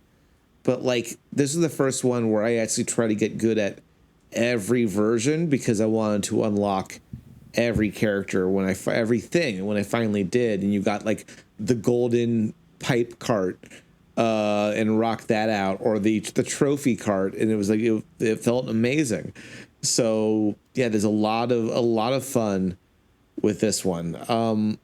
I'll say one thing I didn't like was the very few times I tried doing 2 people on one cart, because that was an option where like you would actually have to like switch. That was just a mechanic that did not work the way they hoped. Like straight up trying to communicate while racing with somebody. Okay, you take the wheel now. We need to switch weapons and do that. just an awful fucking mistake. It's like playing Overcooked in hard mode. Like, it didn't make sense. Louis, you and I used to do that, didn't we? Because I actually remember enjoying it quite a bit. I was gonna say that's some of like the clumsiness that I enjoy. Like in like it's obviously not meant to have you be better or but like there is an interesting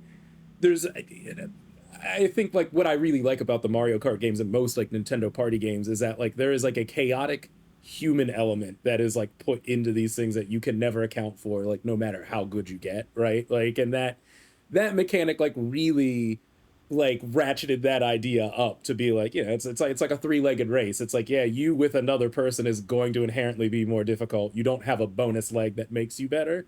Like, and I think that edge is fun. Like it's a unique thing, but like right, but it's not the idealized way, like, or the most efficient way to like to play the game at all. But the problem is like the actual computer racers don't like adjust because for whatever fault you have. Yeah, it's fun if you're in the mix, right? It's fun if you're in the chaos. But if you're straight up just like in 12th place after about 30 seconds and everyone is so far ahead of you that you don't get to enjoy that part of the racing, I don't know. Maybe it just wasn't for me, but I was like, I just ended up getting frustrated. Sounds like you didn't Maybe have a it's good just I'm racing so partner. nasty at the game that it didn't make sense to me for me to be losing that way. You couldn't share You your didn't have anybody that nastiness you could be with the as other player. simpatico with as me and Louis. That's the problem. I need no one was on my level. That was the problem. It's like I was being held down. I don't think it remember also- you beating us that frequently, Noah. We're I gonna think have to it revisit happens. this. Was your racing partner sick of you just being like, I'm so nasty, let me drive? I guess if I had to think of if we're I mean, there's so many things I could say I like about this, and we've kind of been over a lot of them, including my favorite character, Baby Luigi, and it being Baby Luigi time. A line I like so much, I would just switch him constantly, just so he'd say, "Uh-oh, Baby Luigi time" every time he jumped into the front. But I guess my one criticism outside of my weird power slide obsession nitpick, where it doesn't, I think because future games you like jump to get into the power slide, and there's no jump in this one, because I think that button is now switching players. Like some of, and maybe it's the lack of analog. Like some of that felt a little awkward, but even then, this game really sits for me in the same kind of. It feels to me the same as like Super Smash Brothers Melee, where it was like a game that came out. It was the GameCube version. It came out and it was just the standard bearer for forever. And now you can make an argument that there's a more recent version that's better than it, but I would still understand the argument for this iteration as well. I think it's super interesting. Like, I get why it would be more of a risk for every Mario Kart game to have such a like fundamentally different core mechanic to it, right? Like this one did, but like it worked well. Yeah, even if it was just for a game. Maybe if they continued to do it, it would be a thing that ends up being like a lot messier or makes us not appreciate it. I do wish like maybe honestly, in talking about a lot of these old games, like I would love, even if it was just with tracks I already made, like new original tracks, if they gave me like a Mario Kart where it's like you can do it 3D, but also we're going to take all these tracks and make them like 2D and like give you a Mode 7 style experience again, or be like, yeah, we're giving you like a Double Dash style thing where you can like get the two items and use that mechanic. Like if they would put some of these ideas as like modes to play again, like I would like to revisit. I would like to revisit all these within the construct of Mario Kart 8. Like, So what you want is Mario Kart Maker is what you're looking for. Yeah, like honestly, that would be amazing. Yeah, that'd be fun. Right. Like, I was literally going to suggest the same thing, Louis. I think that the fact that they never went back, you never got to do the Double Dash like mode again. It sucks because I think it was so good, and then instead they kind of just like veered back to like no.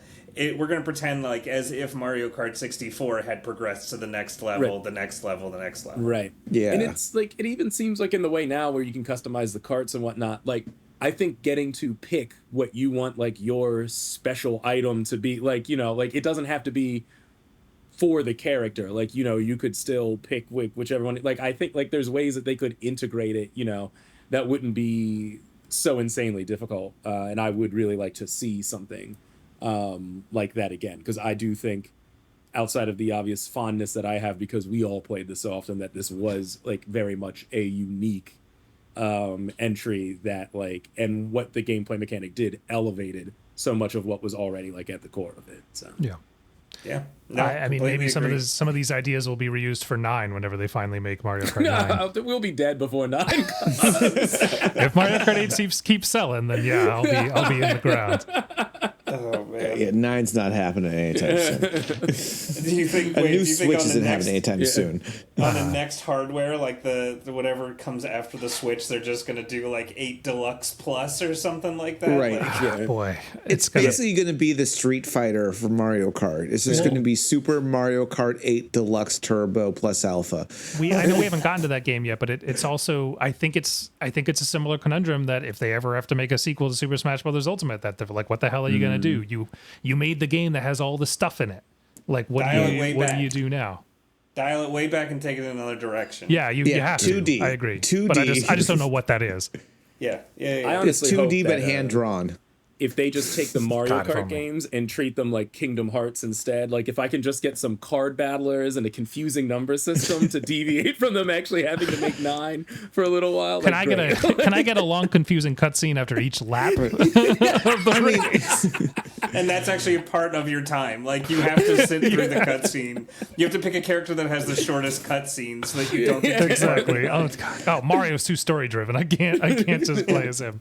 I mean, I think the next iteration truly is getting into like a Tony Hawk's Underground style, like overworld map, where you hop out of the cart, do missions, and hop back in. That would be the thing, honestly, would be to finally do the kart racing adventure like Diddy Kong, and not to keep bringing up Diddy Kong Racing, but like Diddy Kong you're Racing right, did though. all those years ago, and just make or Muppet Race Mania.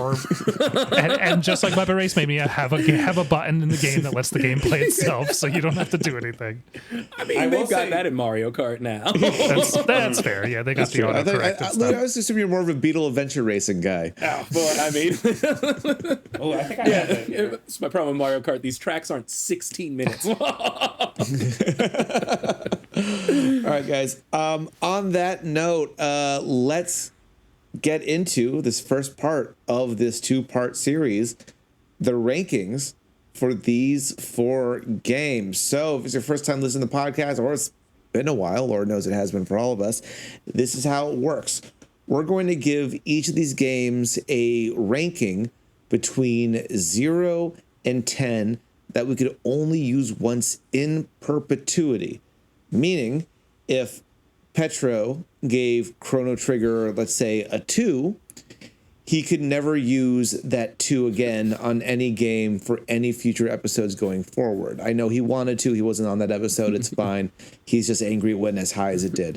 Then, once we've all given our rankings, we take the aggregate, we look at where it lands on the list, and based on that, we have a chance to change one of our scores once to move it higher or lower into a place that we deem appropriate.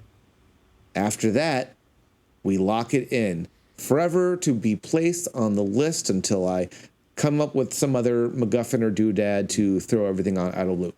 With that said, let's get into the list. It's been a minute. Typically, I wouldn't just read all these out, but I'm going to do it right now in no particular order. From lowest to highest: E.T., Daydreaming Davy, Omicron the Nomad Soul, Nights into Dreams, Aladdin for the Super Nintendo, Plock, Sonic the Hedgehog, Duck Hunt, Aladdin for the Sega Genesis, TMNT, Hyperstone Heist, Legend of Zelda, Crazy Taxi for the Dreamcast, Crazy Taxi for mobile, Crazy Taxi for arcade, Fighter's Destiny, TMNT the arcade game, God of War for PS2, WarioWare Microgames Inc., Legend of Zelda Ocarina of Time, Castlevania Symphony of the Night for 10, TMNT Shredder's Revenge at 9, GoldenEye 007 for 8, Chrono Trigger at 7, Final Fantasy 6 at 6, TMNT Turtles in Time at 5, Legend of Zelda Link to the Past at 4, Super Mario World at 3, Elden Ring at 2, and Legend of Zelda Breath of the Wild with an 8.714 in the number 1 slot, currently listed as our best game of all time. With that said, guys, you have these scores in front of you. You see where things are. You are basically rating these based on where you think they belong on the overall list. And we're going to start with Mario Kart for the Super Nintendo. Tro, I'm going to start with you. Where do you think this game belongs? And why? I am going to place this game. I'm going to give it a 4.1 if I haven't used that number yet. 4.1. I don't believe you have. Why?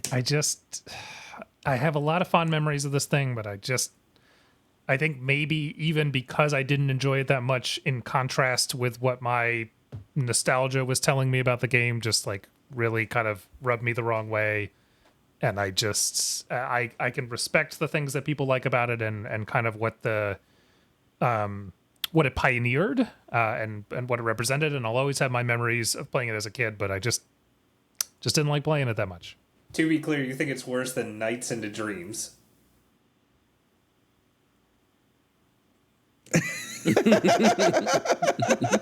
Killed him dead. I don't know if he froze or he's truly having to think about that. I'm going to give Super Mario Kart a 4.51. So put it slightly above Nights into Dreams. To be fair, I don't know what your individual score for Nights into Dreams My was. individual, no, because we're supposed to think of it as from the overall thing. Because I was originally thinking of it from my individual, which this would have been higher than. Because I gave Nights into Dreams like a 3.5. So fine, I'll up my Super Mario Kart score a little bit. That's fine. Maybe it deserves a little bit better than I'm giving it. But I'm not going any higher than that. Just barely above Nights into Dreams is where I'm ranking it. All right. Patrick, how about you? I just want to call out real quick. I'm going to be sad when Final Fantasy VI gets bumped out of 6th place. Same. Because it is so perfect. But unless it goes up higher, but yes, I agree. I'm gonna put this at 6.5. Have I used 6.5? Why? Because it originated kart games. I think it still is a solid game. It doesn't feel bad to me to play it. Like, I still enjoy it. It's simplified, and there's not as many bells and whistles, but it was a good game and still was fun for me to play. Like, I was excited to get it on the SNES Classic. All right. Even in this modern era. Louis, where are you placing Super Mario Kart? Yeah, I'm gonna be right around where Patrick is. I'm gonna give it like a 6.2. Okay. How come? I think it's not a technical marvel, right? Like, by today's standards, it's not like one of the best kart racers of all time, like, anymore. But like, there is still enjoyment in playing it. Like, I think Crazy Taxi, even the best one, the arcade one, sits at a 6.115.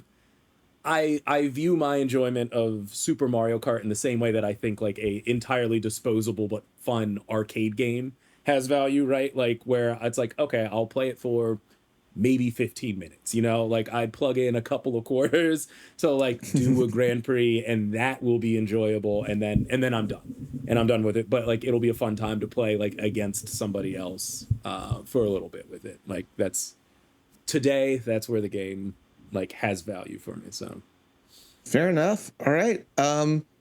I'm going to come in and put it at a 5.87. My thought process on here, honestly, is kind of looking at where everything else is on the list. And like what I thought about it. And I just kind of started from the bottom, working my way up. And like, I enjoyed it more than both Aladdins. I enjoyed it more than Hyperstone Heist. I even enjoyed it more than the original Legend of Zelda.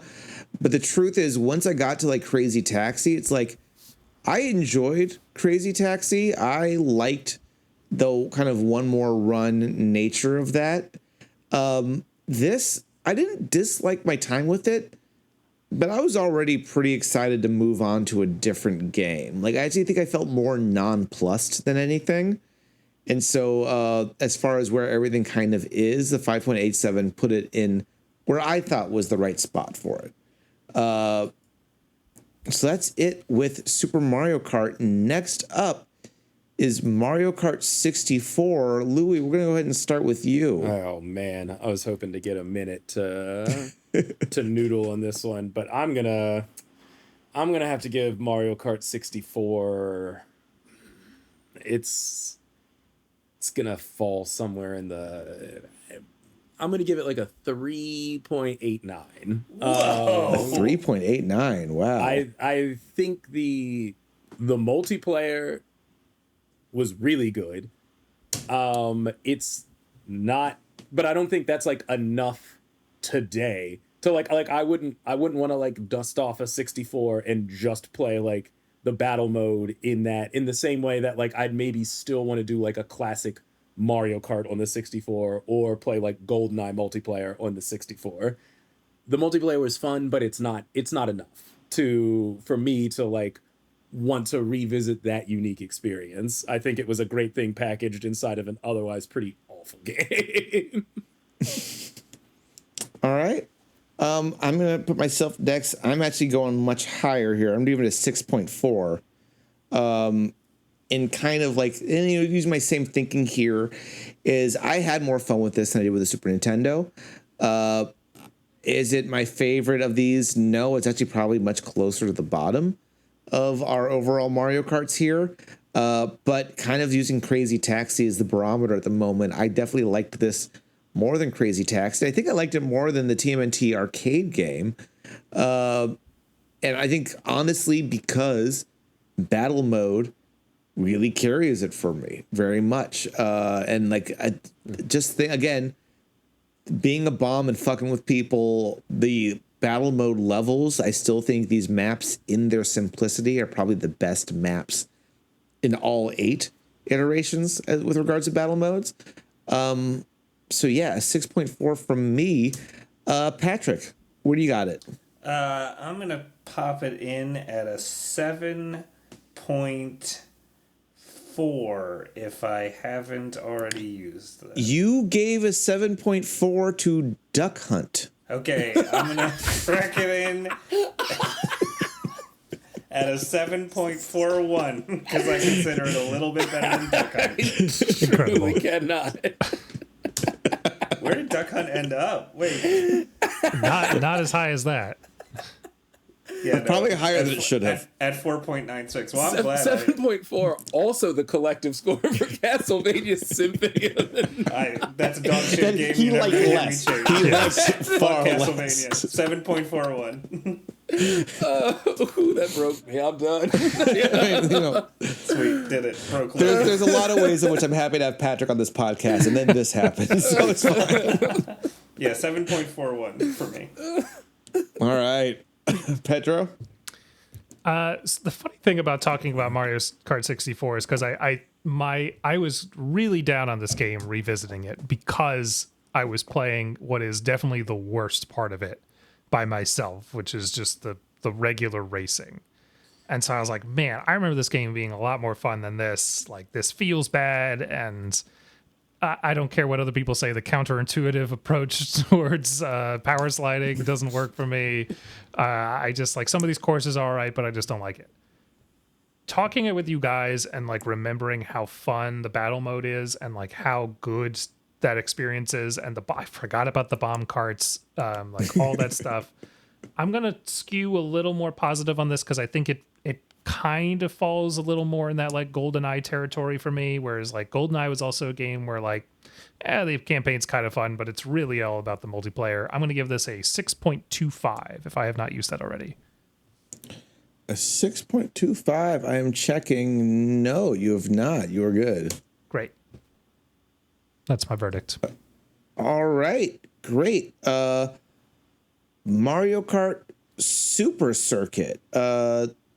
Pat, I haven't started with you yet. Let's go that way. I'm going to crack that in at a 3.5. A 3.5. Why a 3.5?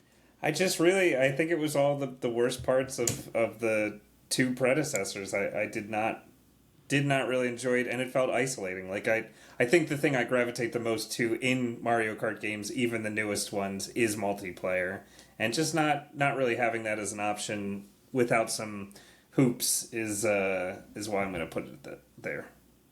Didn't even have a battle mode, right? Like, or did it? No, they No, it you did, could play didn't you could play the SNES courses. Yeah. You could also like buy that like accessory so that you could do 4 people like linking up on like the game. In advance. I don't think I ever knew Nintendo about really want people spending their money on that They shit. sure did. So I also, when I revisited it, I didn't play it on the original hardware. I played it on my Wii U. So I don't know if they changed anything about that. But yeah, I guess you could play it online now with Switch Online if you really wanted to. That's true. All right, Petro. I'm going to give Mario Kart Super Circuit a 4.95. 4.95. To me, it's more enjoyable than the original Super Mario Kart, in that it's kind of an improved version of that type of approach that I still feel like is kind of a dead end for Mario Kart design. Having like a really challenging Mario Kart single player experience is neat. But I just, it's notable that the remakes of these courses are so much more better realized than the courses themselves in this game, where it's clear they had a lot of fun ideas for levels, but then were maybe hamstrung by the game engine and hardware that it was on, that they couldn't fully realize them the way that they were then later remade into. So, there's a lot of neat stuff that went into it, and I like how it looks and all that stuff, but I just, in the end of the day, it's just not one I want to go back to that much. Fair enough. I'm giving it a 5.9. Kind of in the same boat. I liked it more than Super Nintendo, but not by much when I compare to everything else on the list, that it beats out any of the other games. As far as I'm concerned, it is just the better than for Super Nintendo, and that's kind of where it lands for me. Louis. Thinking like the scoring, I've talked a couple of times about the idea of like 5 being like a unique philosophical concept, right? Like this thing where it's like I didn't get enjoyment from it. It didn't take anything away. It's just like if you give something a 5, you're saying this was game, and like like truly like nothing more. So I'm always like, yeah, overall is it net like positive or negative? And this is maybe the game that has come closest to me wanting to just give it a flat out 5, to be like, I acknowledge this is a game that I could play, and I don't know if I like doesn't leave anything like positive or negative. I will say overall, like I'd prefer to go back and play like the Super Nintendo one again, mostly for the reason of being like I'd want to pick up and play like with another person than I'd want to do just like the single player experience of like going through like a Grand Prix on the GBA one. So like I'm gonna give it like a 4.95. Like it's close to just being like flat, inoffensive game. Like Yeah. it is a fine game. Period. All right. You and Tro both giving it a 4.95. Yeah, buddy. Okay, we are on to the final one here. Double Dash. I will force myself to go first, so I'm already kind of agonizing about this a little bit. I think I want to give it a 7.41. Wow. It's Duck Hunt Yeah. good. Yeah. I feel about this the way Patrick feels about Duck Hunt, and I think that's equally comparable. If I remember right, I'll have to go back and listen to it. I started to weigh in on Duck Hunt because y'all were shitting on it, so I had to come in. I'm going to go back and listen to that episode. Defender of Duck Hunt. Thank God someone here is have a voice for the voiceless. It's a fantastic game. Yeah, I mean, I think that again, I'm looking at the overall list here, and it's tough because on one hand, there's a lot of ways in which this game could easily be in the top 5 of this list for the amount of fun I've had with it. But in the end, I'm always going to weigh a story game that moves me over a sort of a great multiplayer game. Just as that's kind of what I'm coming in for is the real epic adventure thing. So I think that's what keeps it down. But otherwise, like, of these four, certainly Mario Kart Double Dash, in my opinion, is by far the best. Let's go, Patrick. Yo, so I was gonna not do this at first, but like looking at the list as it is right now, I'm gonna give it an 8.8 because of all the games we have listed, at least the ones at the very top, like I had more fun with this and liked it more than Breath of the Wild and Elden Ring. Like I have no problem saying that. I got more enjoyment out of this than I did out of either of those.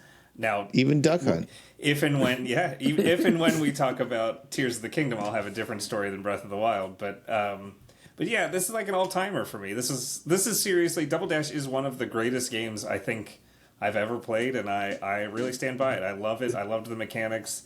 I think it was a pretty phenomenal game. So my question to you here is: do you like it more or less than Super Mario World, which you also gave an 8.8 to? Oh crap.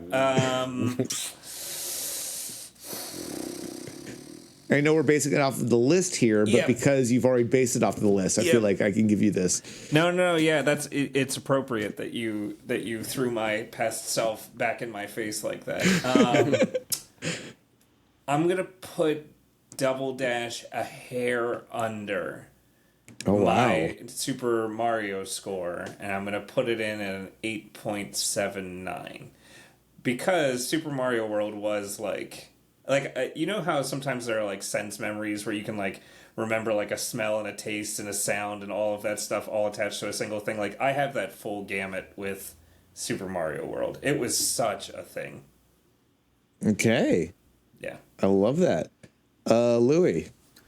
I'm gonna give it actually I'm gonna be more so around where Patrick is for this one because I also really love it. I thought it was, for a franchise where they don't necessarily need to take swings, they did, and I felt like it really paid off in a way where even if it's not maybe technically like the best when it comes to like the racing and the gameplay of it itself makes me want to revisit it more often. So I'm gonna give it like an 8.22. Yeah, 2.2 for Double Dash. 8.22. Still checking your list here. Yeah, that looks good. 8.22. Okay. Petro. So I really like this game. I think, Noah, I am leaning a little bit more towards your end, and with that, there's kind of a ceiling for Mario Kart for me in terms of how transcendent a game experience it can be versus a truly like impactful single player experience. And so I'm going to give it a 7.36 as my rating. Okay. I think it's fully I don't personally think it's the best Mario Kart, but I think it's fully defensible as the best Mario Kart. And my ranking is not to be hard on it. It's more just because I think, in my estimation, Mario Kart's only ranks so high. Okay, guys. With that, we're going to turn to the actual rankings. I'm going to read off everything where it stands from the bottom, working its way up. So now we have currently, just for reference, 33 games on the list. At number 27, towards the bottom, I'm shocked to see this, Mario Kart Super Circuit with a 4.825. Above that, in the number 22 spot, is Super Mario Kart with a 5.77. Next up, in the 19 spot, is Mario Kart 64 with a 5.9875.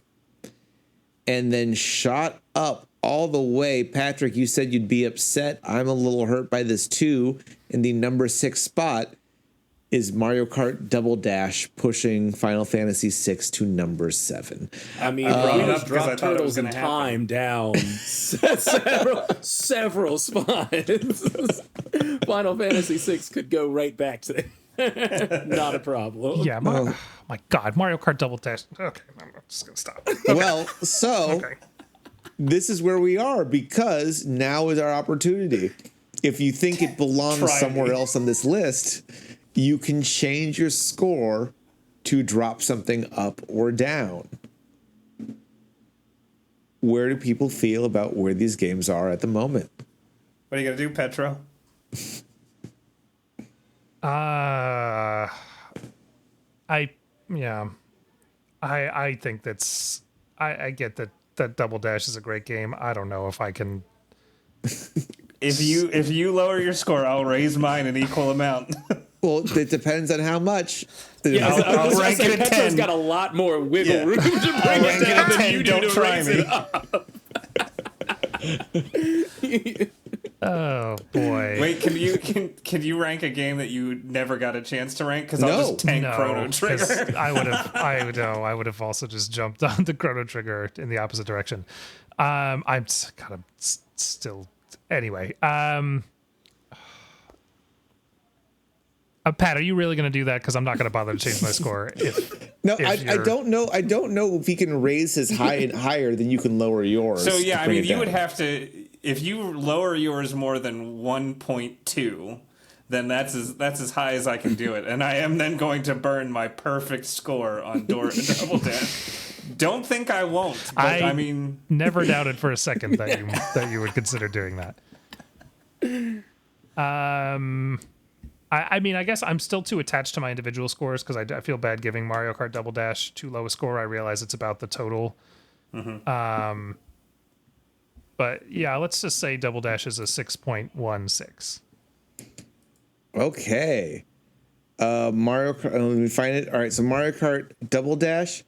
Tro, you're going from a 7.36 to a 6.16. Actually, do 6.15. to do it a little 6 bit. Actually, I don't know if that's going to be enough because you had to clear it. So yeah, 6.15. It does drop it below Final Fantasy VI, All right, but it remains above Chrono Trigger in the give number Double 7 Dash. slot. Give Double Dash a 10 for me, dog. You're legitimately giving this a 10. Yes, give it a 10 for me. That's why the best score of all time. I didn't want to let Pat off with the 9.99. All right. Here we go. A fucking 10. I don't even feel good about typing this in. That shoots. Fuck me. It is back in the number 6 spot, above Final Fantasy VI, below Turtles in Time. So Louis, here's where my head's at, and tell me what you're feeling. Because on one hand, I was hoping Tro could drop it down enough that Pat's 10 would be negated. Because I was then going to hopefully bring Super Circuit above Super Mario Kart, where I feel like it belongs. But now I'm stuck in a bit of a conundrum where I can only change one of these. So here's my problem is that now that it's bumped up one more, and now that it's so close to Turtles in Time, I would actually like to see it be above Turtles in Time. See, That's true. that You've made your opinions on the Turtles game very Because clear. I think that ranking is still bullshit. So I think the 10 was a wild call, but do I now want to raise mine a little bit Jesus more? Christ. You only have to raise it Sort a of. tiny bit. Yeah. So what are you doing, Louis? So yeah, I think I'm gonna have to just my out of God. sheer protest for what all of these Teenage Mutant Ninja Turtle gang rankings are. Yeah, if I can make that I don't know, like if I do like an 8.5, like that's not outrageous. Is that So going is that from an enough? 8.22 to an 8.5? Yeah, I can do like an 8.6. 6. An 8 points. is that enough? The An decimal number of the beast. 8.666. Are we locking that in? Wait, Louis, do the math. Is that enough? Because you have to raise Don't it. you tell me to do the math. You're a math man. You can do this. You have to raise it more than 0.03. I'm a cool guy against the Teenage Mutant Ninja Turtles. You only For do all the cool listeners math. out there. Yeah. I think whatever you raise it by divided by 4, is that more than 0.03? Yeah, should be, right? I'm because typing it it's- in. 8.666. Only one way to Yeah, find let's out. do it. Let's rock and roll, baby. That should work. I think that'll work. It's loading for me. Okay. Well,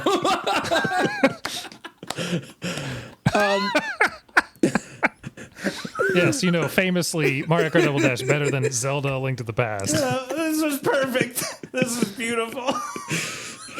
whoops. To be fair, that was always going to be a difficult needle to thread. So I did what I wanted to. I'm so proud of you. Well, fuck me. Here's my problem is not so much that I'm fully mad at Double Dash. I could see the argument, and it's one of those ones where it's like, it's a great game. I'm happy to see it high. I definitely think Mario Kart 8, when we get to that, is better. Yeah, And now it's going to be very hard to find a way to like really thread that needle with Mario Kart 8 Deluxe. I don't think it is, so I'll be ratings bombing that one. You're a fucking like monster, like a Patrick. true video gamer. But I think Mario Kart Super Circuit has to be higher here. I think the fact that it's so far below Super Mario Kart is insane. And honestly, I just don't want to dirty up whatever madness is happening at the top of the charts here. So I gave Mario Kart Super Circuit a 5.9. I think you got to give it a 10, Noah. I am not wasting my 10. I am not wasting my 10. Not when we have yet to talk about Hollow Knight. I refuse to waste my 10. You got to make it go up like a whole point. There are four votes in there. Patrick, I'm well aware. That's 4 points. You got to go up 4. Gotta go. Is that how higher? It's 4 full points? Because it's immediately it is immediately then divided by 4, right? So the average, or is it just 3? Is that what made it better than Link to the Past? It's at 4.8. It needs to be to 5.7. Yeah, how do you Because bring it up? the thread between Super Mario Kart and Mario Kart 64 is also very difficult right now. So I may just have to. I'm just going to go with my gut. I don't want to spend time because listening to me do mental math is not going to be entertaining for anybody. So if I can find where it is on my list here, where I put in my Double Dash Super Mario Kart Super Circuit, I gave it a 5.9 initially. I'm going to try giving it 7.6 and see where that goes. And then make sure I haven't already given something a 7.6. I have not. I'm going to lock it in. Not enough. No, it brought it closer, but you're absolutely right. Oh. Not enough. I Mario kept it Kart under Super Mario Circuit, Kart. famously slightly worse than TMNT Hyperstone Heist. But you know what? I agree with that. Yeah, well, you're wrong. Better than Aladdin, though. Better than Aladdin. I'm happy to see that. There's no reason that it shouldn't be better than the worst Aladdin game. There was no Cave of Wonders course in Super Circuit. So. With that said, guys, that is part 1. Stay tuned because the next episode will be part 2, where we are talking about Mario Kart DS. I'm blanking on the Mario Kart they don't Wii. different names. Yes, thank you. Mario Kart DS, Mario Kart Wii, Mario Kart 7, and Mario Kart 8 and 8 Deluxe. Until then, guys, where can people find you? Tro, let's start with you. You can find me on Mastodon, where I never post. Just look at other people's feeds. But maybe I'll try to get back into posting again. Tro_Shelly. Mastodon. Did you say other people's feats? That's He's all what I about do. the Mastodon. That's what I Mastodon do got now. them feats. Okay. I'm on Post.news News as well, and I just look for foot news. Wiki feats. You should also look up Patrick and I's podcast, Replay Values, a lovely podcast about video game memories. Yeah, absolutely. Absolutely. Patrick, where people find you? At Patrick BC Malloy on Instagram and Twitter. That's it. That's basically it. And replay values, obviously. Great. Louis?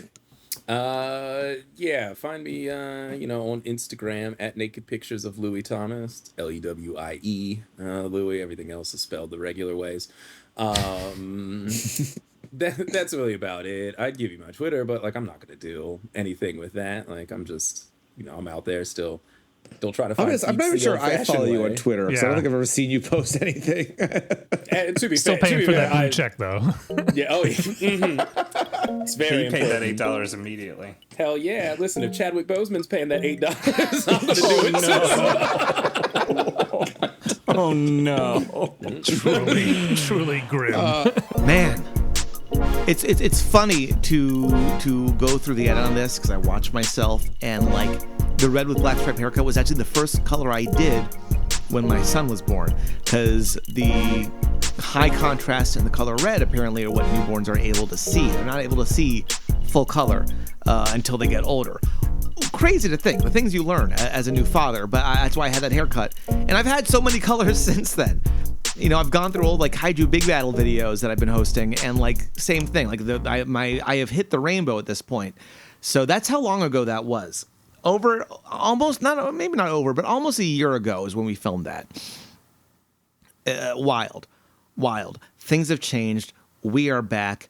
The next episode, you'll see the same hair color, filmed around the same time, but we do 4 other Mario Kart games, doing Mario Kart for Wii, Mario Kart DS, Mario Kart 7 for the 3DS, and Mario Kart 8 and Mario Kart 8 Deluxe. Kind of, it's like one entry, so to speak.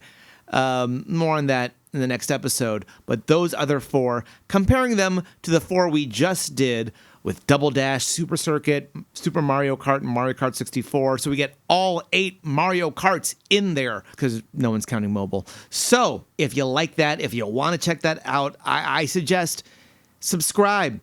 Subscribe on YouTube for the videos. Subscribe on wherever you listen to this podcast right now. Follow along so you do not miss this episode. It is chronological. Everything ties in because this list is ever growing. So you don't want to miss future episodes. Now that you're in, now that you're part of the family, you got to come back. You got to come back, and we're happy to have you. We're happy to have you here. So thank you so much for watching. Ways to support, of course, we described the subscription. We're also looking into, probably not by the time this episode releases, but by the time the next episode releases, we are looking into building a Discord right now, a Discord for all the Kaiju Lounge stuff. This podcast, my guest tonight, the Boss Monster Invade series, and of course, the World's Greatest Gamer, a place where you can go be involved with the community. You can argue about the list yourself, and I'll say it right now, once we have that up, we're going to start working in listener rankings into the list. Yes, through the Discord, you can help shape the list. That's kind of the idea. That's the plan. We're more on that soon as I learn Discord, because I'm a man in my 40s. That's weird to say. I'm 40 years old, so like I'm early 40s, but I am now officially in my 40s, and therefore technology is I'm grasping hard, guys.